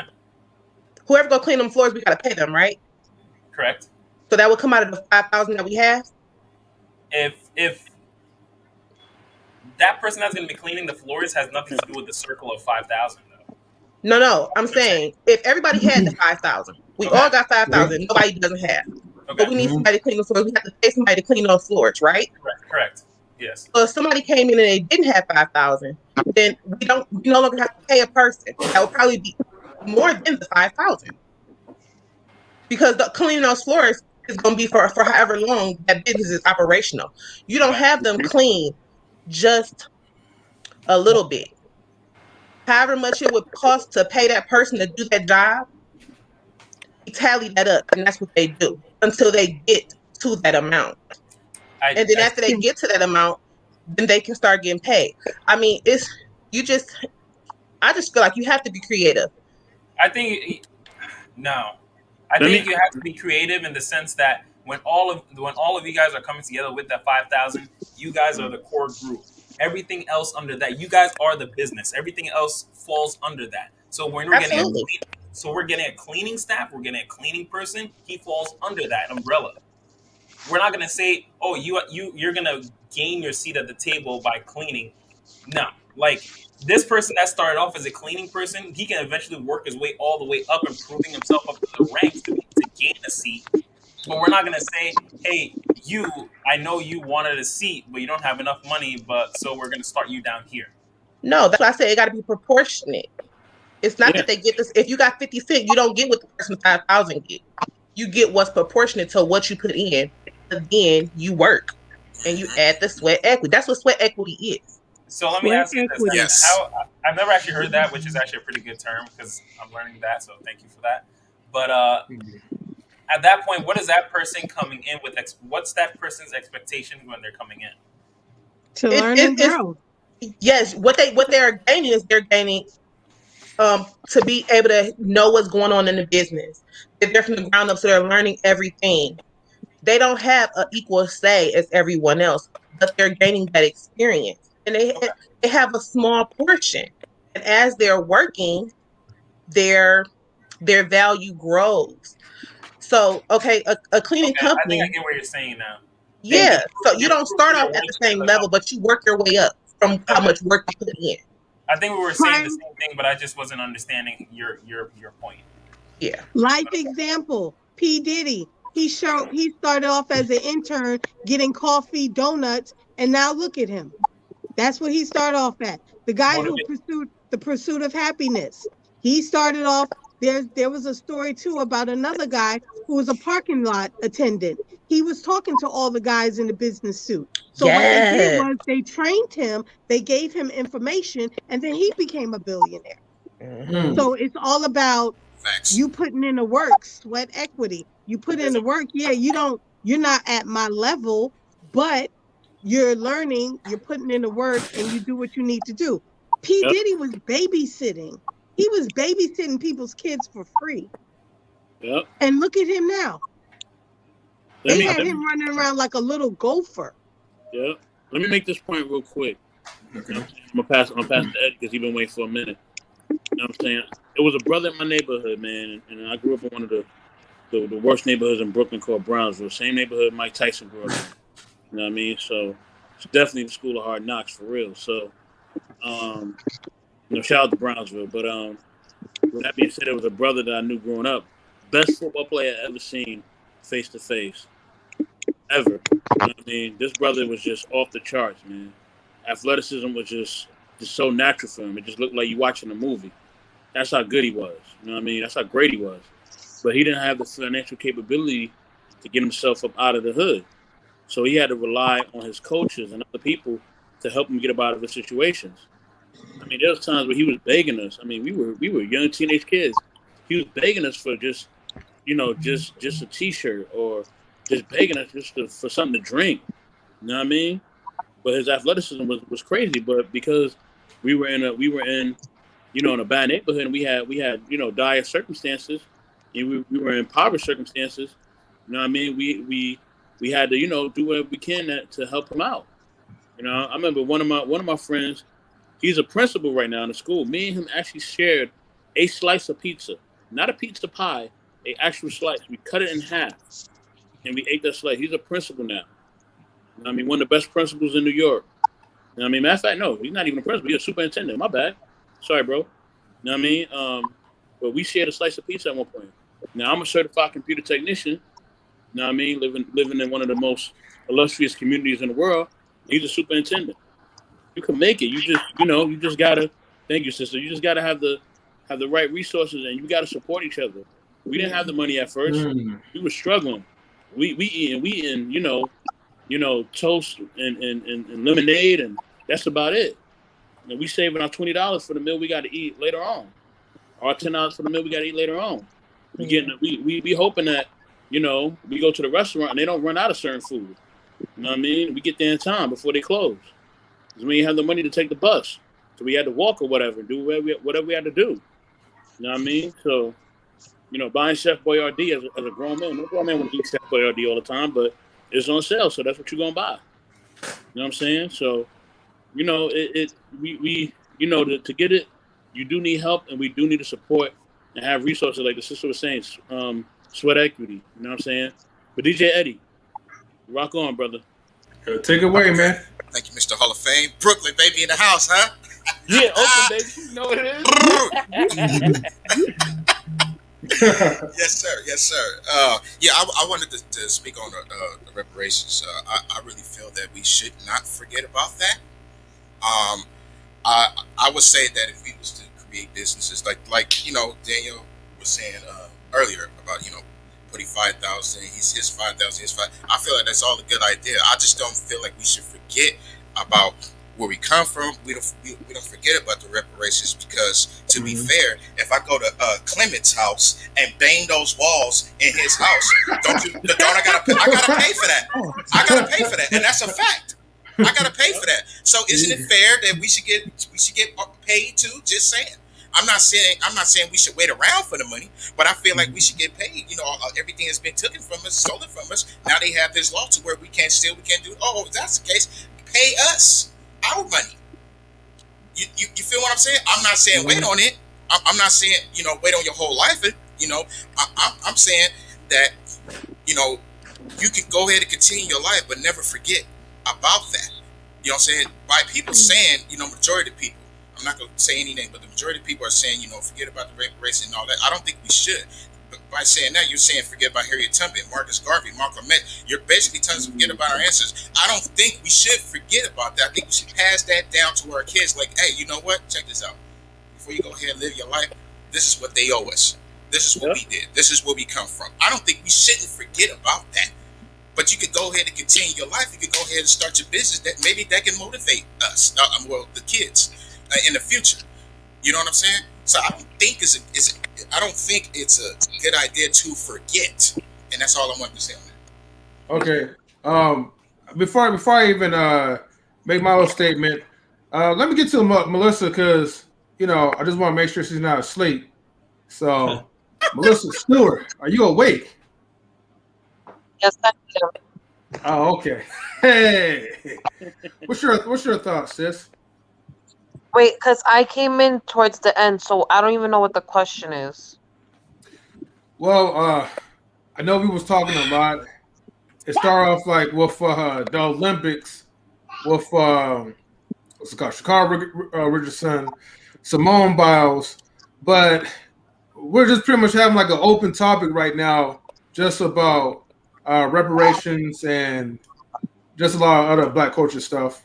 But let me What are your see. thoughts on reparations, essentially?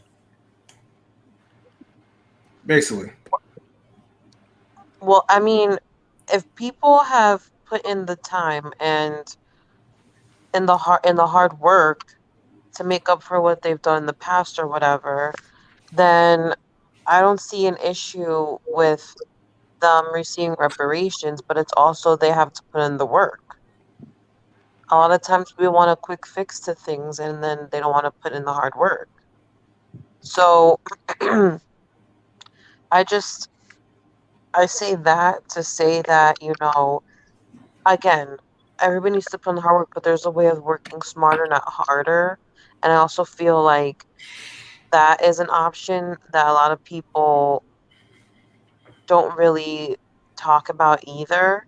And I'm all about like sweat equity, but then if you can find like a smarter way of getting something, then go for it as well. So that's like my thought on the situation. But the okay, reparations is coming from what we already built. This yeah, country's here, so we already put in the work. The Indians live on reservations and all they do is feed them alcohol, but they stole their land. Mexicans, they put borders up, they're putting walls up. This is their country. This ain't America. This ain't Anglo-Saxon. We already put in the work. They brought us here on boats. They made us work for nothing, and they beat us and lynched us for no reason. No, in that Nope. regard, yes, I completely agree. There you go. But I'm talking about like, there's also reparations where people like that where if they do like the work, they can be able to get out and then I feel like they also deserve like a second chance. So I thought that's what we were getting at. But like no, but the way that you explained it, yeah, I totally agree. yeah. Okay, okay. CJ, what do you think about reparations? Am I cool to talk? I ain't just want to start talking. I Go just ahead, want CJ. three. Am I? No, no. Oh, Fuck out. This is for anybody to talk. oh, okay. Yeah. I just didn't know, so I just wanted to make sure, show respect. Well, I mean, okay. So back to what Danny was saying. I like the term sweat equity.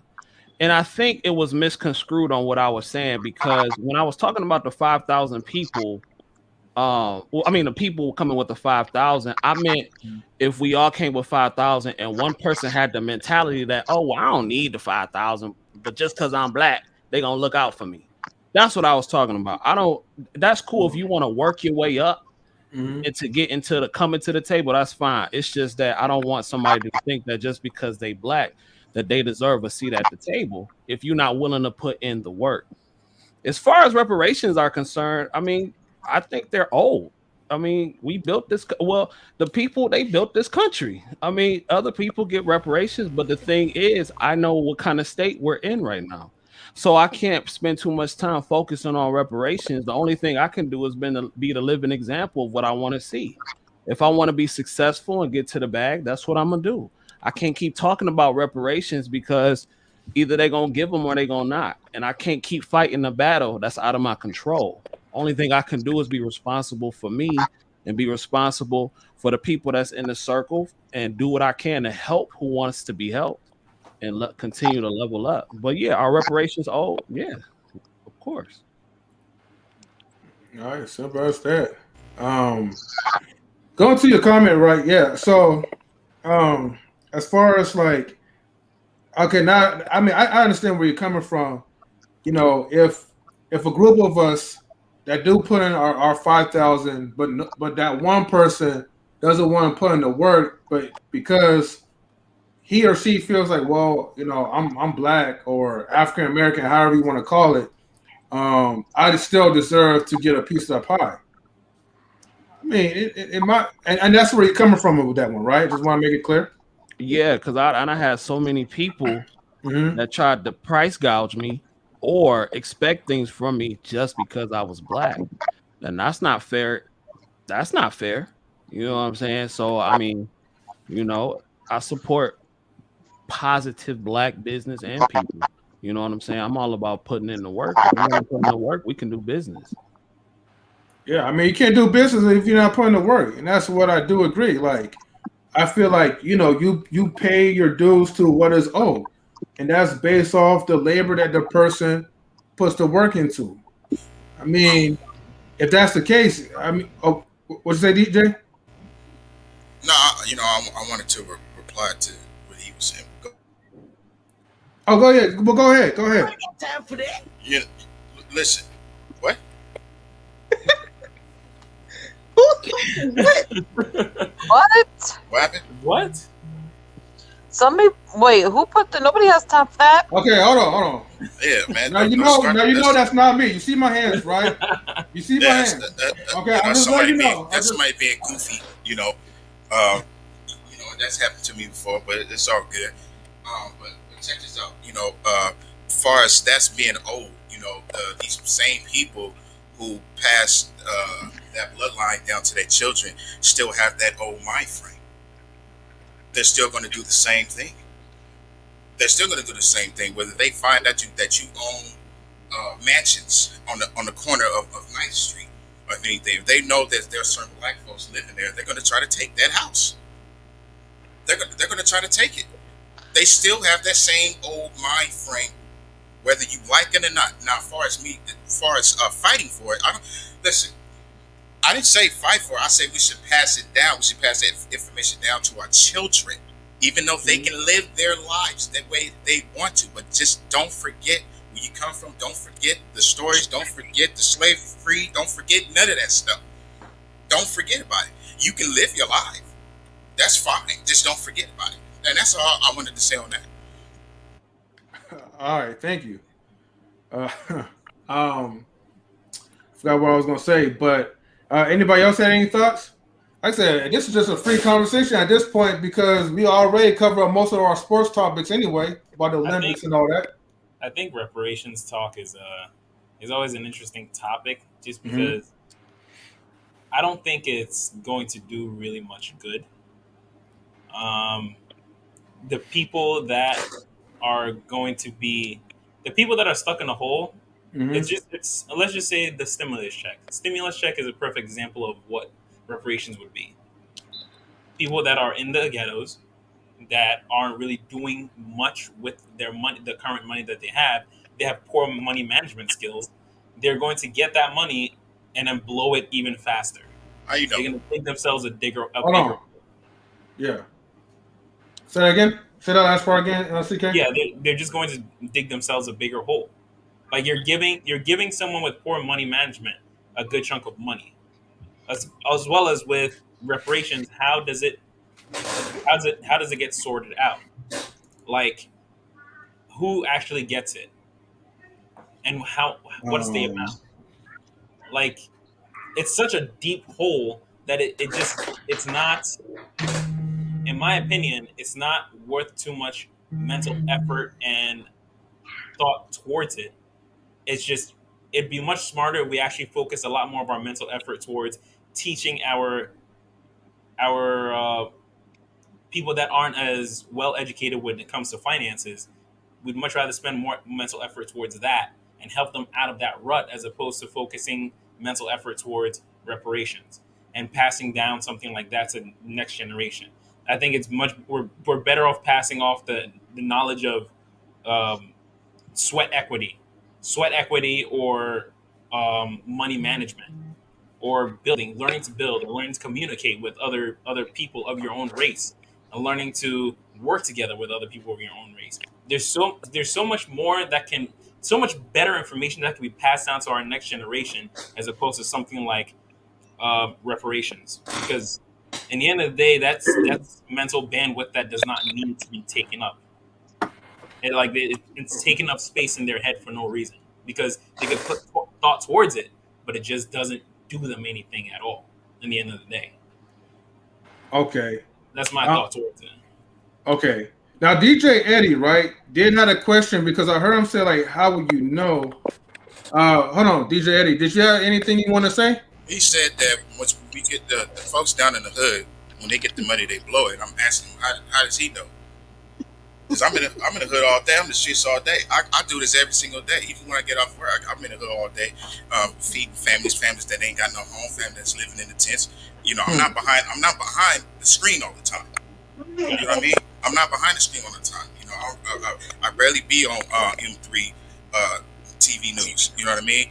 I'm just being honest. You know, I go out and help my people. Which is good. That's what I do. You know, the majority of the people, they just talking behind the screen. They're not really out there like me. You know what I'm saying? They ain't got that type of strength. They ain't got that type of muscle to even be out here like that because people are scared. You know what I'm saying? They're not out here because they hear the little spooky stories about what the ghetto may do. You know, the ghetto's not worried about you. As long as you out there, you know, helping families and helping kids out, they see you doing what you do. They gonna ignore you. Oh yeah, that's the guy over. You know, he be here every week. You know, you know, it's not like they when you in the ghetto, they gonna attack you. You see one black person, they gonna attack you. It's not like that.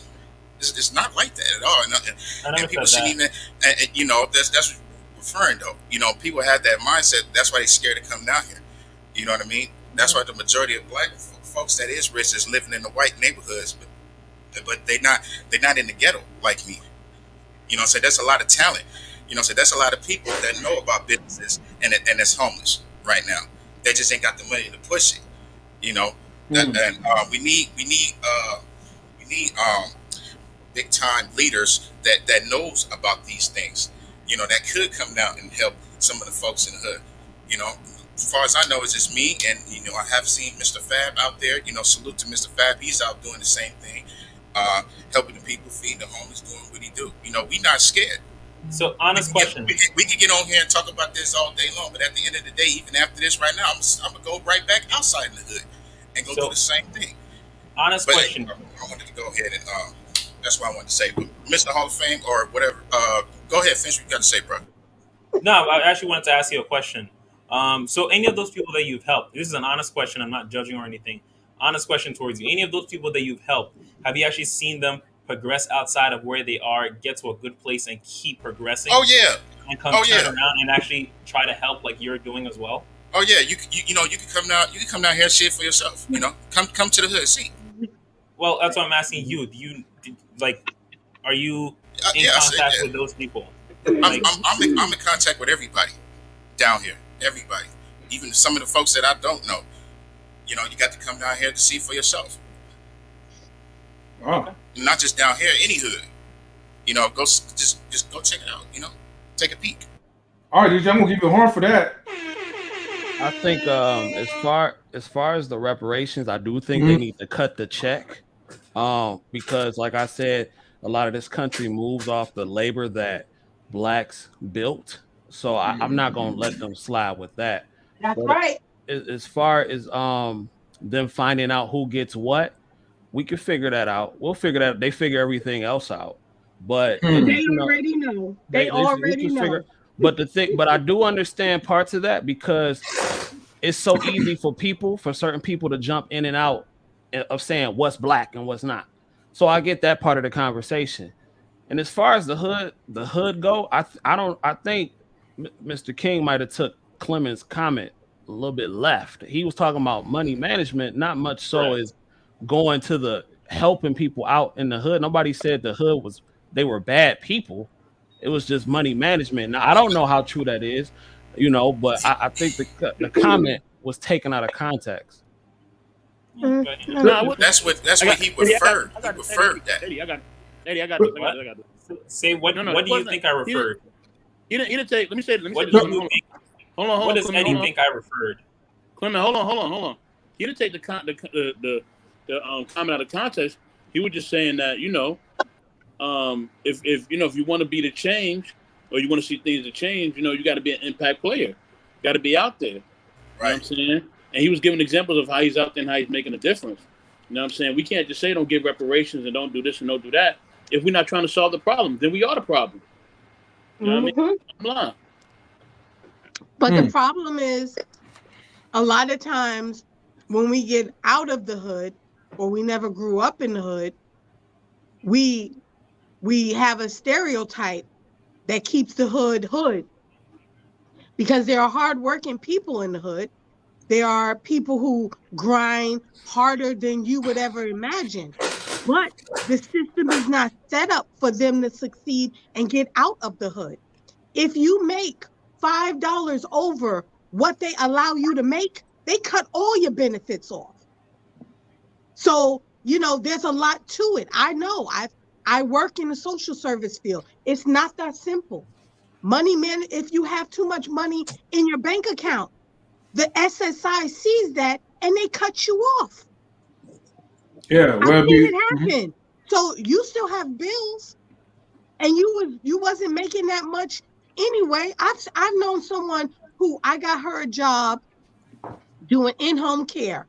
She made literally $1.25 over what was allowed it for the month. They cut her off and they made her wait 6 months to get back on the benefits. She still had to pay rent. She still had to feed her kids. She still had to get to work. So she was like, Cornelia, it makes no sense for me to work. Because if I work, I'm not going to be able to get ahead. So a lot of times the systems are not set up for you. Bless you, brother. The systems are not set up for you to succeed. And DJ Eddie King, I would love to chat it up with you and offer some resources in your area.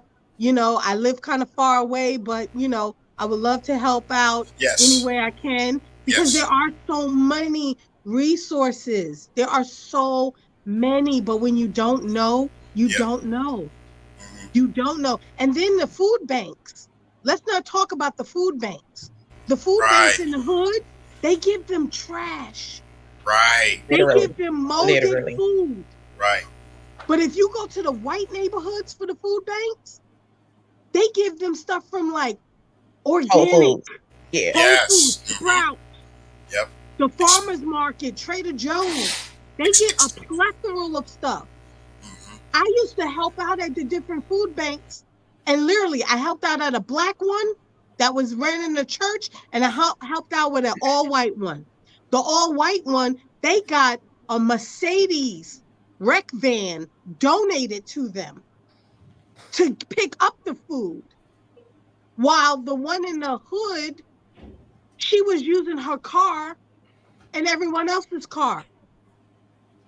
Couldn't give you gas money. If you showed up 5 minutes late, they wouldn't give it to you. But not the white one. And I was helping out, so I saw behind the scenes, and they were getting lamb, steak. They were getting all kind of meats. They were giving them meat, the top of the line, ground beef in a package that you didn't know what color it was in the hood. So it's not that simple.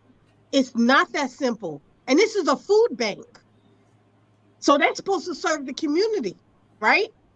And the cans were dented, unlabeled, and they were getting organic lemonade that I saw in the store cost $7 in the white neighborhoods. But this is a food bank.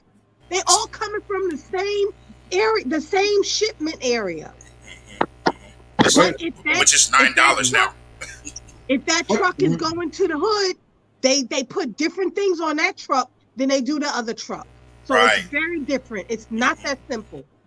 Wait. So I do have a question, right? Is it about so when you mentioned about the white neighborhoods and you mentioned about the black neighborhoods, yes. Are you saying there's poor white neighborhoods and Well, when I Or say the white neighborhoods, I mean like not necessarily white neighborhoods. I want to say white people running the food bank.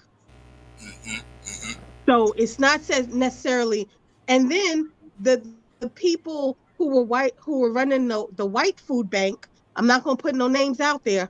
Um, Someone who started this organization had an extra house and donated it to the people who were running the food bank. So they got to live in an upscale neighborhood for free. wow. So Hard to Yes, So know. yes. it's not that black and white. It's balance and checks and balances. It's not the same. It don't flow. The money don't flow. The river don't flow that the same way down the river to us as it do up the river. It don't run. Just like let's just put it out there. The whole thing with the what happened with the flooding in the East Coast? The what was it? New Orleans. Oh, the hurricane. Remember? They Hurricane. they they broke the dams so it could go in the hood. So it wouldn't reach the white neighborhoods. Look Wow. it up. Because my family live out Facts. there. Facts. They broke the dam so it could go in the hood. So it wouldn't affect the white neighborhoods. Look it up. Wow. Facts. And M3. M3. I got to tell you that I got to go because I got to go out and serve the community, man. But I just want to say shout out to M3, First Lady Queen, Council Hall of Fame, everybody, Thank you. M3 TV News. And also Mario. Mario, he used to do these things. That's where I got it from. I used to see Mario and his father. They used to go out and it's doing the same thing I'm doing right now. So I want to say shout out to you, M3, and shout out to Pops. And I hope everyone enjoyed your evening. Stay blessed. good night. Yeah, Good thank you. night. All right, and I'm gonna give you a drum roll. All Hey, right, Can I just say this, please? good. And I want to say this with all due respect to Queen. But this mentality is dangerous to our community. Saying that it's not black and white, I like to think it is. I came from the worst of the worst. I came from the east side of Detroit, lived in poverty, had cars stolen from me, had houses broken into, been robbed, all types of stuff. At the age of 16, I got 2 jobs because I said I don't want to live in poverty no more.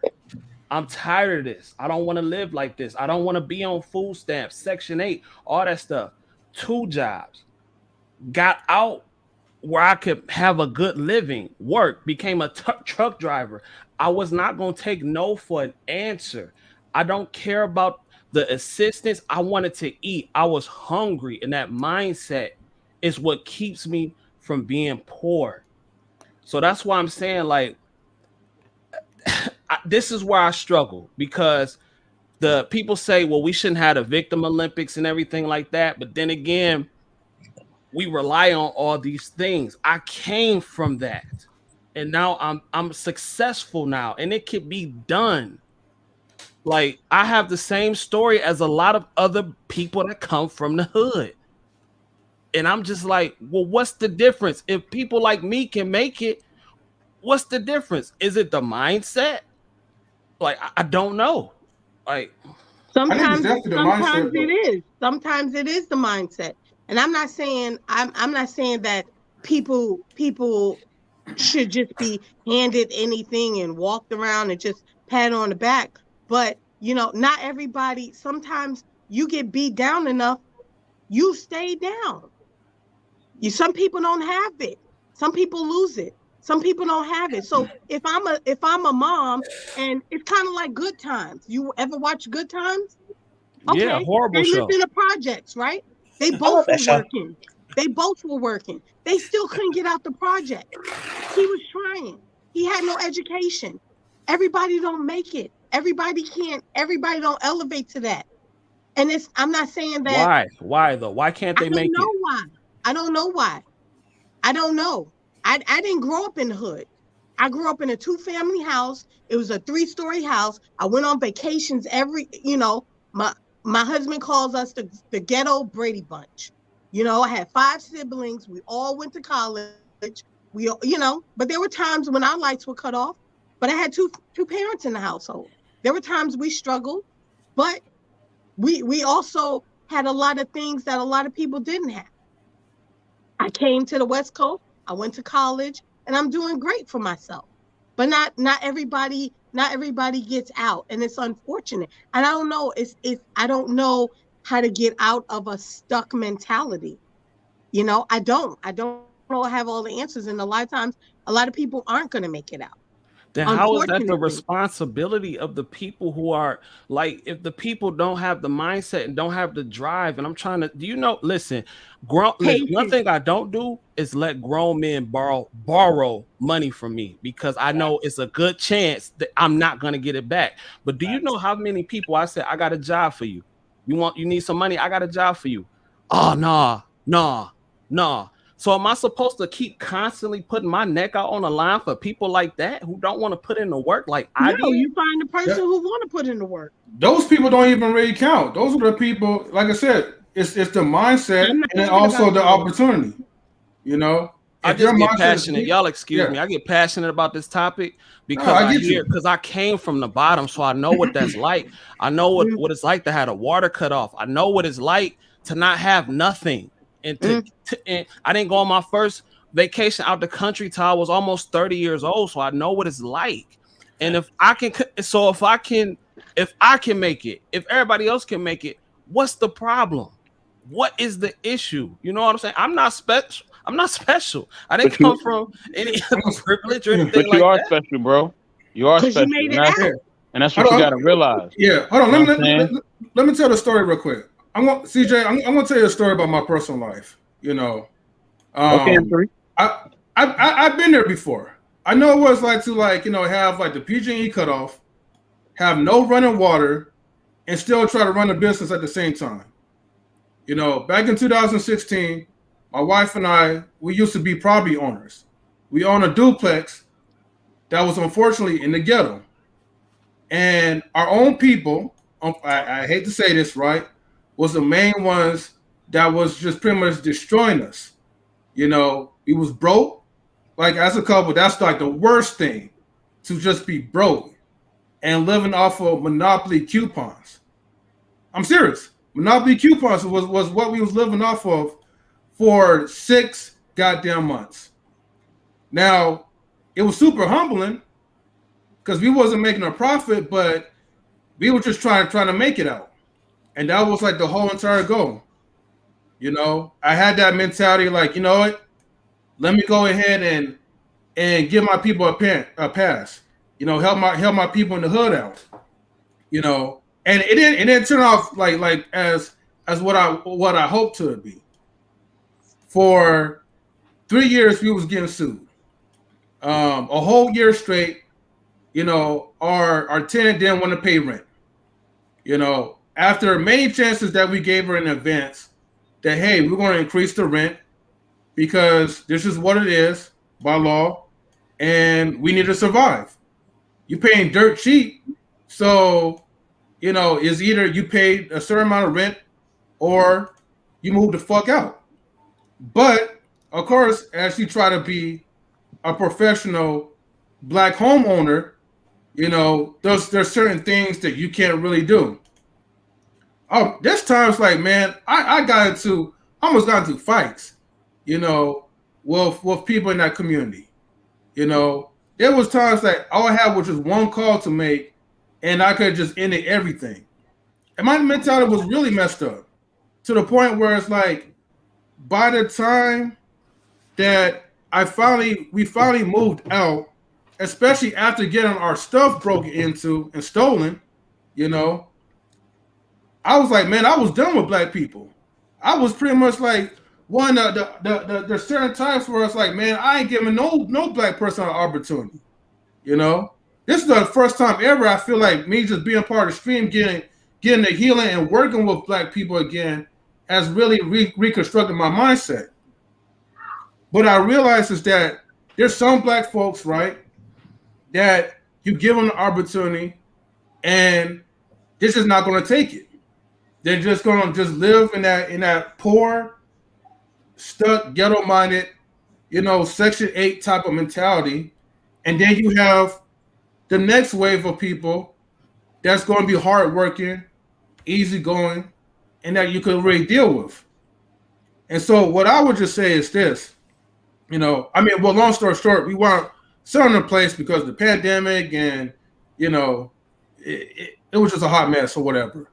But the thing is, like, it is your mentality. And when the opportunities come, you could either take it or you could just pass it off to the next person. And I'm for sure the next person with the right mindset will be happy to take those opportunities and excel with it. There's always going to be road bumps in every different journey that you make, but it's up to the individual to keep trying, even to the point that you die and you don't make it, but at least like you're trying to elevate yourself. Yep. Not everybody gets the opportunity to be successful, but goddamn it, like I would die trying my ass off to get to where I want to be at. And even if I'm still at the point where other people say, well, you made it and you're at where you're at, I still won't be satisfied. Because my mentality is I want to go above and beyond of what I'm doing now. But not a lot of people think that way. Let me say to CJ before you respond. And shout outs to M3 and Mrs. M3 for just their dedication of being, homeowners and them trying to help out, what I'm saying, and doing their best. The one thing I'll tell you, M3, when you tell a story is that it wasn't your fault. You know what I mean? You did everything right, bro. You and your spouse did everything right. You know what I'm saying? It wasn't even your tenant's fault either. You know what I'm saying? And see, this is why we having this conversation. You know what I mean? Because just like M3 got personal, I'm gonna get personal. One of my parents is institutionalized. They have an institutionalized mentality because they've been in a federal criminal system for over 30 some odd years. You know what I'm saying? They're almost a senior citizen now. You know what I mean? So when you have, and just the same like your tenants were institutionalized through government funding and Section 8. They were poisoned through that. It wasn't helping them, it was poisoning them. You know what I'm saying? And that's the thing. A lot of times when they give us these assistance or they give us these programs, it doesn't change our mentality, it doesn't change our emotions, and it doesn't change us spiritually. It actually just makes us worse because we're not realizing, what's really going on and how society really works. You know what I mean? How you have to pay a certain amount if you're gonna live in a certain area. That's anywhere. You know what I'm saying? You can go to Dubai, you can go to wherever. If you don't have the currency to be in that type of place, guess what? You ain't gonna be there long. You're gonna have to roll. You know what I'm saying? So with that being said, because we're not educated and we're miseducated about property values, about different things, and you were still learning on the fly too, because you were the first time property owner. You know what I mean? You did the best you can, man. And because you did the best you can, God blessed you and your spouse. You know what I mean? To where he moved you out to an even bigger and better place. It reminded me of that story with a person, they kept asking, just to, they just wanted to basically be able to, be a member at a golf club. They just kept asking to be a member. They tried for years. They wouldn't let that person in. You know what I mean? Because they was black. They wouldn't let them in. Never let them in. So then it was a point where, they finally got in. And, once they got in, the person that used to own it came up to him and said, I know you've been fighting to get in here so long. Guess what? Not only are you a member now, you own a golf club. It's yours now. So now you could be here forever. You know what I'm saying? So you worked hard enough. So now you are owner of an even bigger and better property. You know what I mean? And I'm pretty sure you're going to definitely own better properties in the future. You know what I'm saying? So thank you for sharing that, bro. You know what I mean? Thank you all for sharing the things that y'all shared. And we just got to remember that, a lot of times when we are our own worst enemy, you know what I mean? It's because of just the system that we have is corrupt. You know what I mean? Yes, we got to take responsibility for the things that we do. You know what I mean? But we are not accountable for this corrupt system. We didn't create it. We're not accountable, but we are responsible to do better. That's all I got to say. Thank you, Mr. Hallfang. Yeah. I think you hit it on the head. But I was gonna say, like, man, I think successful black people have an unfair burden of obligation, like that's seen from everybody within the community. Now, whether you choose to help out is your decision, but I just look at countless examples. Like, look at and I know this isn't every situation, but look at the Nipsey Hussle situation. Killed by his own when he was buying up the block, trying to help and empower. Because when people see you being successful, is that crab in a barrel mentality. And I know that's not all. I know it's not all. But like that is to me is the struggle that I have. Like if you reaching out to me for help and you a young brother or a young sister, of course, I will give you all the game. But I'm not finna go out and do it for people who don't want it because I wanted it. I came from nothing. And I really want to keep iterating that because like I came from nothing, just like some of y'all came from nothing. If I can do it, they can do it. I think I was gonna say I think my mindset is that with every program there has to be restrictions and education that goes along with it. You know, if I'm gonna give you this money, then we're gonna do a money management class. We're gonna do this. That's what I did a lot when I worked with transitional age youth, especially kids coming out the foster care system, because they get that AB 12 money and they go crazy. They go bananas. And I'm like, you about to leave. You about to go. You gotta have some money management skills. Miss Queen, where you live? Where you at? I'm in West Coast, California. I used to live in New York. Why? What you need? Hit me up. I actually do want to get your information before we get off here or some type of way. Sure, I didn't even realize we did a little bit of overtime. Because at first it was like what, like the 58-minute mark, and then shoot, we got into this conversation, and yeah. M3, bring up something. Everybody shout out their platform. Let's go. Yeah. Hold on, before I do anything, sorry, CKQ, is there anything you want to say? Oh, I feel like you got to say something. I don't know. It's always tough to talk about like coming out of a bad situation. I wasn't born into a great situation, but I was never like dirt poor. I mean, we did have life cut out on us, you know. But for me, predominantly, I was raised in Africa, like till I was 7. So I wasn't raised knowing my parents until I was 7 years old. And when I came here, I wasn't brought into a great situation. It was the ghettos, but I watched my parents barely eat. We had the lights cut off, but all they did was my dad had 2 jobs and my mom had 1 job while trying to watch us. And they worked their ass off for 3 years and just saved up all their money. Lights cut off, barely had food and anything like that, just so we can get out of there, so we can move to New Jersey. So that's the same kind of mentality that I see and I have.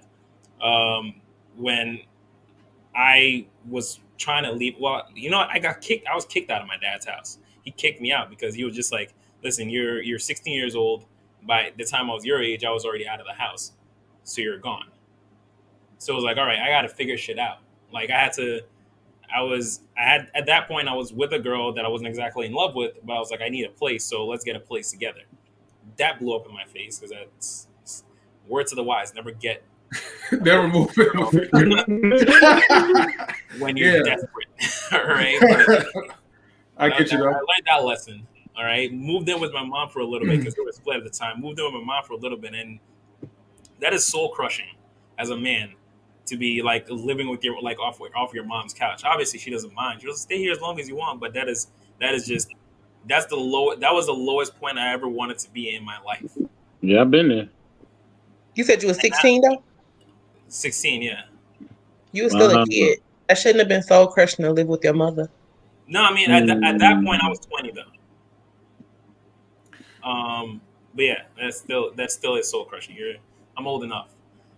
You know what? I feel like society kind of put that in our minds where it's like it's embarrassing for like a grown person, especially a grown man, It's not to society. live under the. It's not society at all. I never looked at anyone else outside. I knew how I felt How you about it. felt? Okay, like in a personal. Okay. This was solely how I felt about it. Okay. All right. So it had nothing to do with how the world looked at me. Because trust me, everyone said like, "Yo, this is like it's not a big deal." I knew Yeah. it was a big deal. It felt like a big deal to me. Mm. So at that point, that's when I got into plumbing. Well, no. Got into plumbing a little after that, but I got myself into 2 jobs, hopping between job to job, landed plumbing, started plumbing as hard as I could, just literally doing telemarketing and plumbing. And that pipe, no. You working that pipe? Tammy turned the camera on. Right, Tammy turned the camera on. Yeah, he's on the what? But yeah, like I had to work 2 jobs to get myself to this position.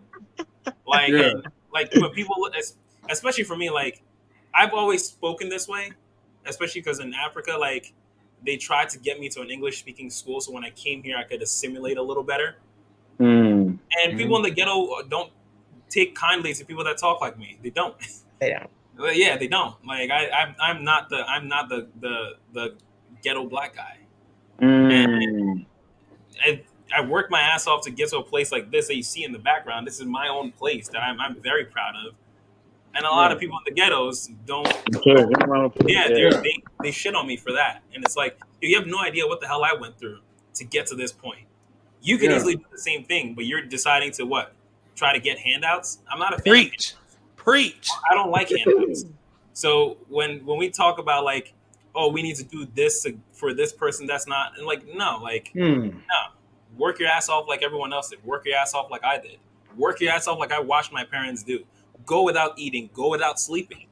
Like if you want it that bad, you got to get down in the mud and get it out. Like that's just how I look at things. So when you talk about we need the government to give us this, we need the government to give us that because what? Just because people in our past went through it, I don't know. That's just how I see things. I just don't believe in free handouts. If you want something, you got to get it. So that's just my, you know. Let me cover this real quick. Okay. You know, see what you have to understand. What we have to understand, everybody in this room who's able to get out the mud, we are an anomaly. You know what an anomaly is? An anomaly is something that doesn't happen often. So Clement, CJ, M3, First Lady, everybody on here, Queen, Danielle, myself, we're anomalies. You know what I'm saying? We're special. You know what I mean? Not everybody's going to be us, or not everybody's going to be like LeBron James. That doesn't happen often.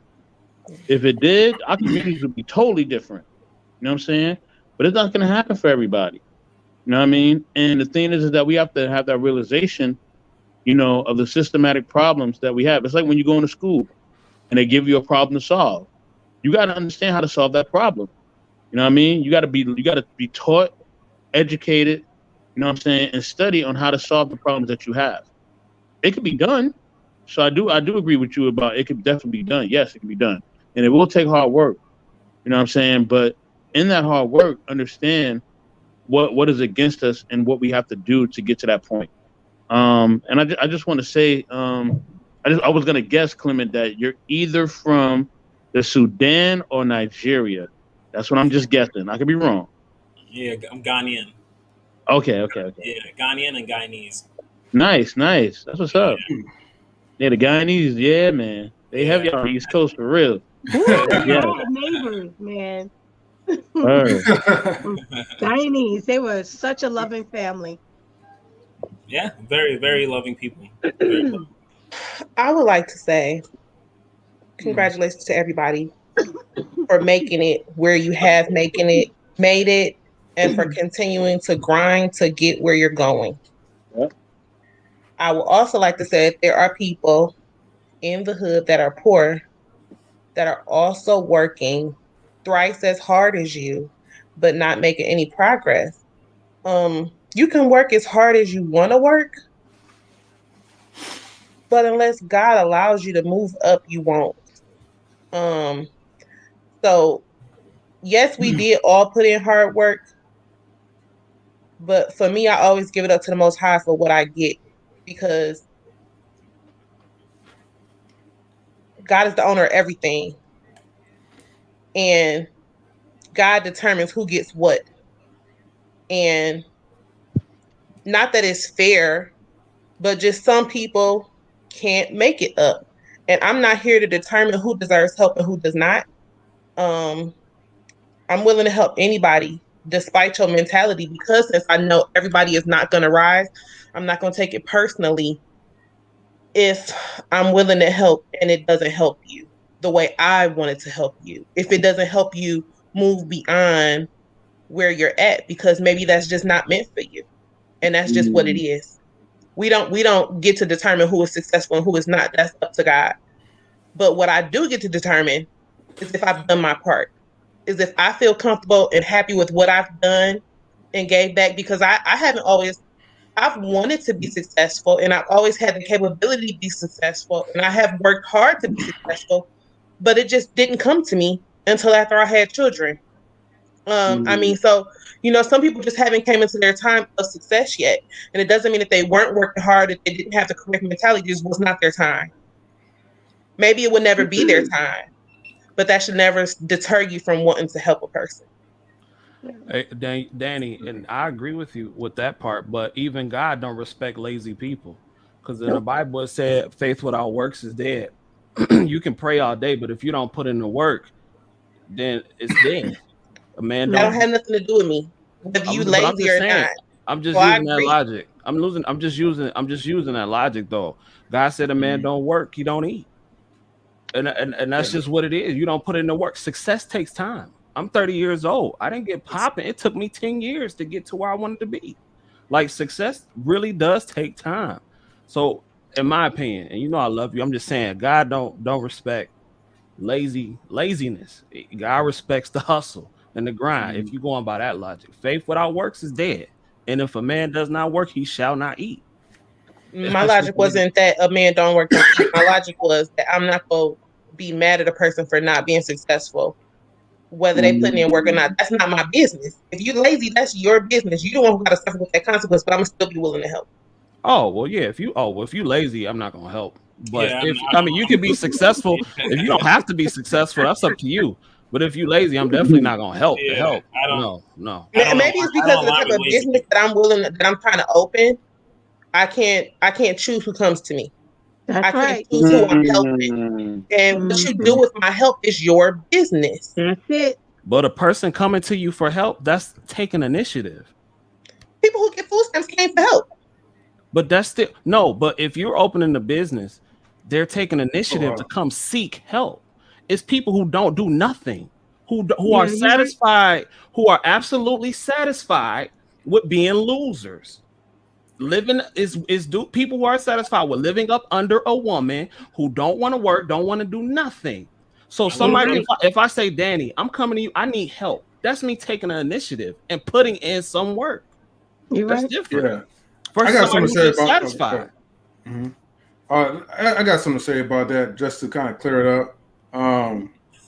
So last night, my dad and I we had a conversation, right? And it Daddy. was like one of those heart to heart conversations because we was just talking about the system, um, how the system would try its best to limit certain opportunities for Black folks Mm-hmm. in order for them to make the choice to remain poor. Mm-hmm. The middle class people like us, like we suffer the most because we're not Mm-hmm. highly rich, but we Mm-hmm. have to pay just like we have to pay our taxes to help the poor out. I have no problem helping like people who are underprivileged or anything like that, but we don't get any of those benefits. Nope. So, an example, there's some places like where it's like, okay, if you're let's say like 65 and up, you know, rent out there could be a little bit cheaper for you. But the catch is they don't want you making too much. And so you have a choice. You can request for your boss, and that's what my dad was talking about. You could either request for your boss, right, to work less hours, or quit your job, find another low-paying job to make a smaller wage. But what kind of mentality is that? You know, why put yourself in that situation because you want to live a comfortable type of lifestyle? And because of those incentives, that's where you have you motivate like lazy people to not want to get up and do stuff, to want to be better because what they see, what is glorified, is that okay, if I get this Section 8, you know, I can live a comfortable life, pay cheaper rent, or get these food stamps, and I don't have to work. And I think that's where like a lot of people, I feel like, to me, in my opinion, when they see the opportunity, they get afraid, and so they turn down because they don't want. They're so accustomed to the lifestyle that they live with the benefits, watching like living on the roof with the moms under Section 8, you know, Oakland housing or something like that. You know, trust me. I mean, I've been there before too. You know, but I'm just glad that my father kind of put in my mindset to like really, be better than just what I'm seeing around the community. It is a choice. You can still help out the people who are underprivileged. I guess it's just in my personal opinion. I mean, I can kind of see where CJ is coming from. It's that it's really draining when you're trying to help somebody that don't want to be helped. But when they see the opportunity that you make an obvious success, then they want to borrow $1 from you. You know why I'm doing that. Because it ain't really no borrow. You ain't getting that. M3. It is so many programs. So many programs right now, they are literally paying you to go to school. Yeah. There is literally no excuse at this point. Mm-hmm. I got a check from my school. I literally got an $800 check from my school saying, thank you for coming here, because they don't have enough people to do the jobs. It's no excuse at this point. Either you want to be broke or you don't. Either you want to level up, you don't. They are paying you to come there. Yeah. Like literally. Same thing like what CJ was saying is that I think CBS did a news, like they're saying that if they projected that within like 2025 we're gonna have a huge shortage of like actual like laborers, like electricians, plumbers, like laborers, because not a lot of people in our age are actually going into those fields. And in my company, and like I'm in a very good company, it's a company of like 400 plus people. It's non-union, but it's great benefits and all that, the whole nine. There's only like, I want to say like maybe 5 black people there, including myself. Like, I don't understand why we don't see this as a great option. We're saying we do X, Y, Z, this and that, but like in that company, it's a lot of white people. It's just all white people. And I'm telling you, like one of those kids, 20-year-old kid, he's not even 21 yet, just bought his house. He's bought a whole ass house for himself. He started doing this in high school. Where you at? In New Jersey. Well, that's why they have to start putting kind of trades back in schools. Yeah. So I agree. not I got very lucky to have not everybody's meant to go to college. I had to go to college because the field I wanted to be in, I couldn't go to a trade school. I would have paid anything not to go to college. But I'm a social worker. I had to go to college. And if I want to level up, I have to get a master's. I'm working on other things. I don't want to go back to school. I'm not interested in school. I don't like school. But there are other things I'm working on that, my sister has a master's. So the things we're working on, I don't need a master's because she got it. My niece has a master's. I don't need a master's or a license. She got it. So, it's also collaborating with other people. But I do want to say that, you know, when I do what I do, because I also run a program that I'm working on some things about it. I don't do it because I give to the clients because I go, oh, you don't have anything, because some of them have a lot of support. I just do what I can to help them in the moment. And I wanna encourage CJ, CJ Kyle not to stop doing what you can, and don't let the other people who you feel like are ungrateful deter you from doing what you do. My job is not glamorous. I don't get paid enough for what I deal with. I am in the mental health field. It is draining, but I, from a teenager, knew that I wanted to be a social worker. I knew it. And that's what I went to school for. I stayed focused. And out of the graduating class, I want to say out of 100 students that graduated with me, only 10 of us are still social workers, That's because the rest of beautiful. them didn't want, they just wanted the field. They didn't really know what it was about. And I told half of them, please don't ever work with Black people because you're racist, and that's a whole nother story. But, you know, um, but I say all this to say, keep doing what you can do for those who you can impact. And I was at I had like, I forgot what happened. I think I was on a BART one day. This was a while ago. And I had an extra BART ticket or something because I was supposed to meet a client. They didn't come. So I saw somebody rambling through their purse like they didn't have enough money to get on the transportation. So I just handed them the BART ticket. And they were like, you want me to pay you for it? I said, no. When you see somebody else who's rambling through their purse, buy them a BART, buy them a ticket. Pay it forward. Don't Pay worry it about what you forward. did for me. You know what I That's mean? there was a movie like that, right? Yeah, Yep. pay it forward. Yeah. Yeah. It's a good movie. Queen, that's beautiful. Like seriously, that is a beautiful story. Like, and I respect you because I know social work ain't easy. My girl going to school for social work right now. So I know it's not, I know it's not an easy thing. I got love and respect. And I used to be working in group homes too. I know what it's like to be in there. So I know exactly what you're talking about. But you had that grind, you had that persistent. Even though you didn't want to go to school, you went to school because you knew you had to get the job Mm-hmm. done. And I respect that. I respect all y'all successful people here on this platform who did it. And I will continue to help the ones that want to That's help it. That's themselves. it. I That's will all you always do can. that. But That's it. I'm not going out of my way to help No, anybody who don't want the mm, help. That's what I'm not no. going to do. Yeah. Clement, You Yeah. I was wanting to know.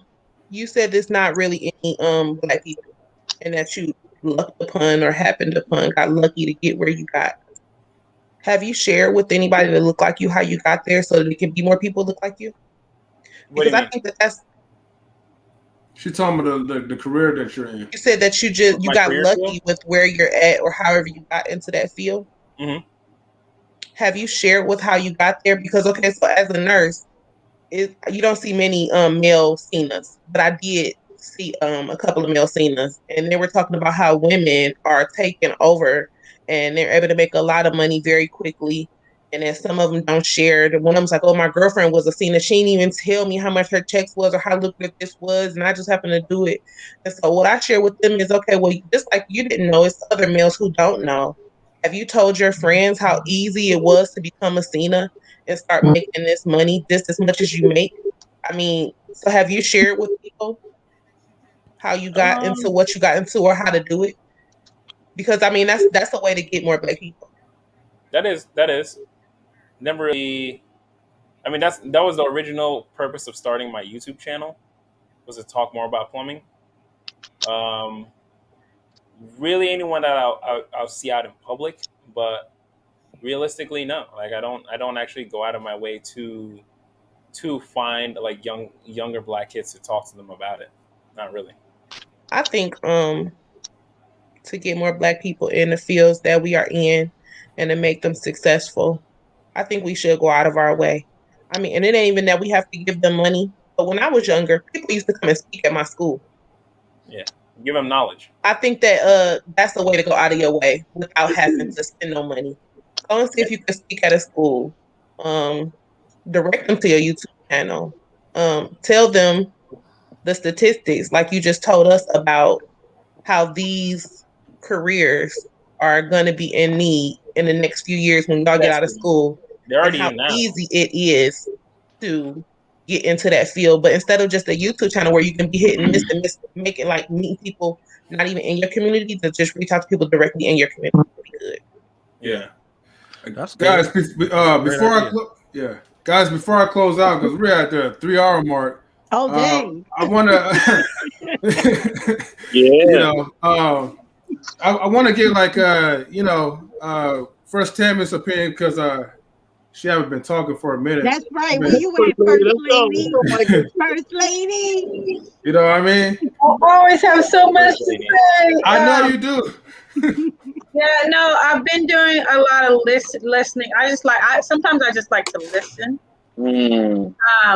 just to kind of hear some things.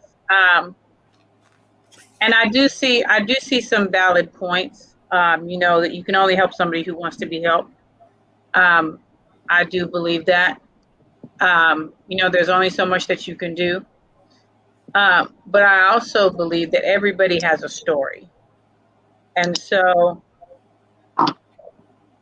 if somebody is lazy, there is a reason why. It might not be a reason we understand, because when you have the mentality of drive and ambition, nothing stops you. You eat, sleep, breathe, whatever you're trying to do. Like I want to be a teacher since I was 5 years old. I'm 40 and I'm a teacher. I mean, I've been in the education field for over 20 years. Even for me to be a teacher, it took me passing one test 14 times before I even passed it, and another one 5 times before I passed it, which is the story that I tell my students to motivate them. But not everybody has that drive, and I believe that there's always a reason why. If somebody's lazy, there's a reason why, that they're making the choices they're making, and it might not be something we understand, because when we have that drive, we think a certain kind of way, we may not be able to see why somebody chooses to do what they do. Like with me, the determination I have, I can't see why somebody else would not want to be determined to get from where they are. I mean, I'm not okay with complacency and being okay being on the bottom. You should always want to be better. You should always want to be in a better position than where you are. And there's things that I've gone through, like I've been homeless many times, and I haven't had people to give me a hand up to, even with education. I don't know anybody in the education field that I have close contact with, that I talk to on a regular basis.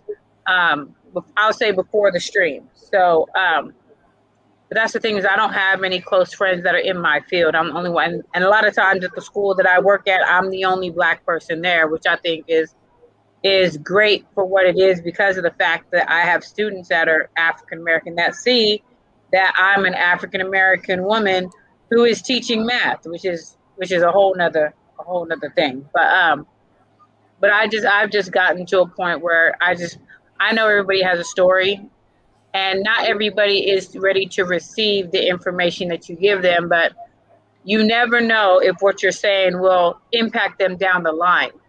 So even if it might seem like they're not hearing you now, it could be later on down the line that something that you said impacted them and motivated them to do better and get better. So I just, I'm appreciative for where I am now, and I'm appreciative for anybody who is motivated and gets to where they need to. But there's some people that just don't get there for whatever the reason. And so I personally do think there's some people that are lazy, but there's a reason why. So, and people go through different things. Everybody has a different story. Different things impact your life in different ways. And there's some people that are not able to handle the things that other people are. Some people are not able to get through the things that other people are. That's why with mental health is a big thing, where people don't address that, and it's very detrimental to their success. to where maybe it's gotten so bad that they can't see the end of the road. They can't see themselves getting above to where they are. So, yeah, I just think, everybody has a story. And I just, I keep that in my mind when I encounter people. Even when I encounter somebody that's just not, and I know people that's just not going nowhere. I know people that's just, they're not doing better. They have kids, and some people think, when you have kids, it's gonna make you a better person. That is not always the case. That's the thing, is that everything impacts people differently. People go through different traumas that impact them in different ways, and can be detrimental to them being successful. So, sometimes it's not necessarily that they're lazy. Sometimes there's just something have impacted them in a way that they're just not able to get there the way that you are. Um, Thank you. but like I said, once again, it doesn't matter if you can only help those who want to be helped. And if they don't want to be helped, maybe now is not the time for them to be helped. So, don't necessarily count somebody out just because at the time that you are trying to help them, they just don't seem to be even receptive to it. Because maybe down the line you may see them again and they might be like, look, back then I wasn't ready, but I heard what you said. So, so just know everybody has a story. So, yeah. No matter what, people do be listening. That was very well said, First Lady Tammy. Thank you, First Lady. I knew you had like a lot to say, so I was like, hold on, let me get it out of her Get it. before we close off. You know what? For her. Yeah. There you go. So everybody, get ready to shout out your social medias. Oh, so that's how you do it. I've always been trying to figure out like how Clement be doing it, but I never remember to kind of ask him. So Yeah. Hey. But and you click and drag. Click and drag. Oh, okay. Yeah. Well, we'll start with Danielle. On Facebook, Danielle, you gotta want to be great Malone. On Instagram, Fly Nurse Mom Wife. I really enjoyed our conversation. Excuse my boys that is busting in the door because they have not been able to come in my room for 3 hours and they're busting at the same. Get out! Please follow me. Please follow me. And I think I found a group of people who I can share my thoughts with, and I might be starting my own platform. I might have a lot to say and didn't even know. All right, opportunity with Queen. Hey, thank you, Danielle, for coming to the show. Like, we always like appreciate like your strong presence into the show and your insight as well too. Thank you for just providing us with the knowledge that you have. No problem. Thank you for having me. All right, let's see if I can drag Queen up in here. Oh, there we go. There you go. Look at you. Hey. So you can follow me on Instagram at Queen2K21. Thank you for the stream. Thank you for the interesting topic. And, make sure you tune in to Ladies Night Saturday at 5:30. And Danielle, I will message you my contact information. And if you guys live in the area, you want some resources around you, hit me up because I may know somebody in the area who may have some resources. I'm very resource friendly. Let's just say that. And I don't mind sharing. So that's it. All right, thank you, Queen. Yeah. So I can't wait for Ladies Night, y'all, and everybody get your waters ready because we're gonna have some hot topics. First Lady Tammy. Hollywood Tammy. Come on, man. If you're gonna put the shades on, you gotta change your name, man. The name with multiple. Throw some shade. I know. I had to put on the glasses. No, so I'm on Instagram, First Lady Tammy 916. I appreciate everybody who is on the stream, everybody's insight. It was a very rich conversation. It always is a rich conversation. I love the different perspectives and the drive that everybody has. Even that, is that just speaks volumes about everybody, and can be very motivating for anybody that tunes into the stream. So I'm appreciative of that. And yeah, definitely tune into Ladies Night on Saturday at 5:30. It's gonna be hot. It's gonna be lit. Yes, tune in. So. It's gonna be ladies' night. All right. Thank you, Hollywood Tammy. All right. I'm gonna go over to CK Cows. CJ. Oh, sorry, CJ. Oh my God.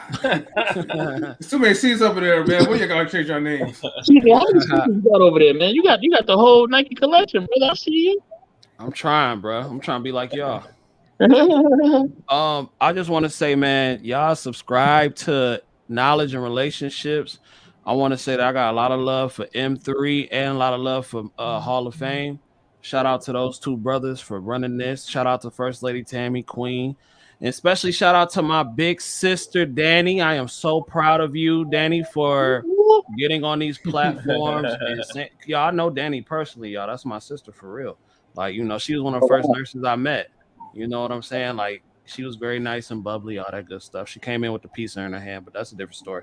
But I just want to say, yeah, you know, shout out to everybody on the panel. Y'all go check my channel out, youtube.com/thecjkyles. I am a nurse. I'm giving y'all game on how to get into the field. Like they paying y'all to do it. So if any black people are listening, especially black men, it is room for you to eat. You can eat out here. I did it. You can do it, man. So shout out to everybody on the panel. And I got to get y'all on a cruise or all-inclusive resort one of these days, man. I'm going to do it. We're working on that. We got to work on that, bro. I'm excited. Sure. Thank you, CJ, man. Yes, sir. All right. Let's go ahead and switch over to Clement. All right. How you doing? My name is Clement. I'm the host of the CKQ podcast show here on YouTube. I run my show every Wednesday night at 8:30 p.m. Eastern Time, where I bring both men and women on a platform similar to this, and we talk the gender dynamics between men and women and how it relates to each other in bigger society. Go over there, check out some of my content.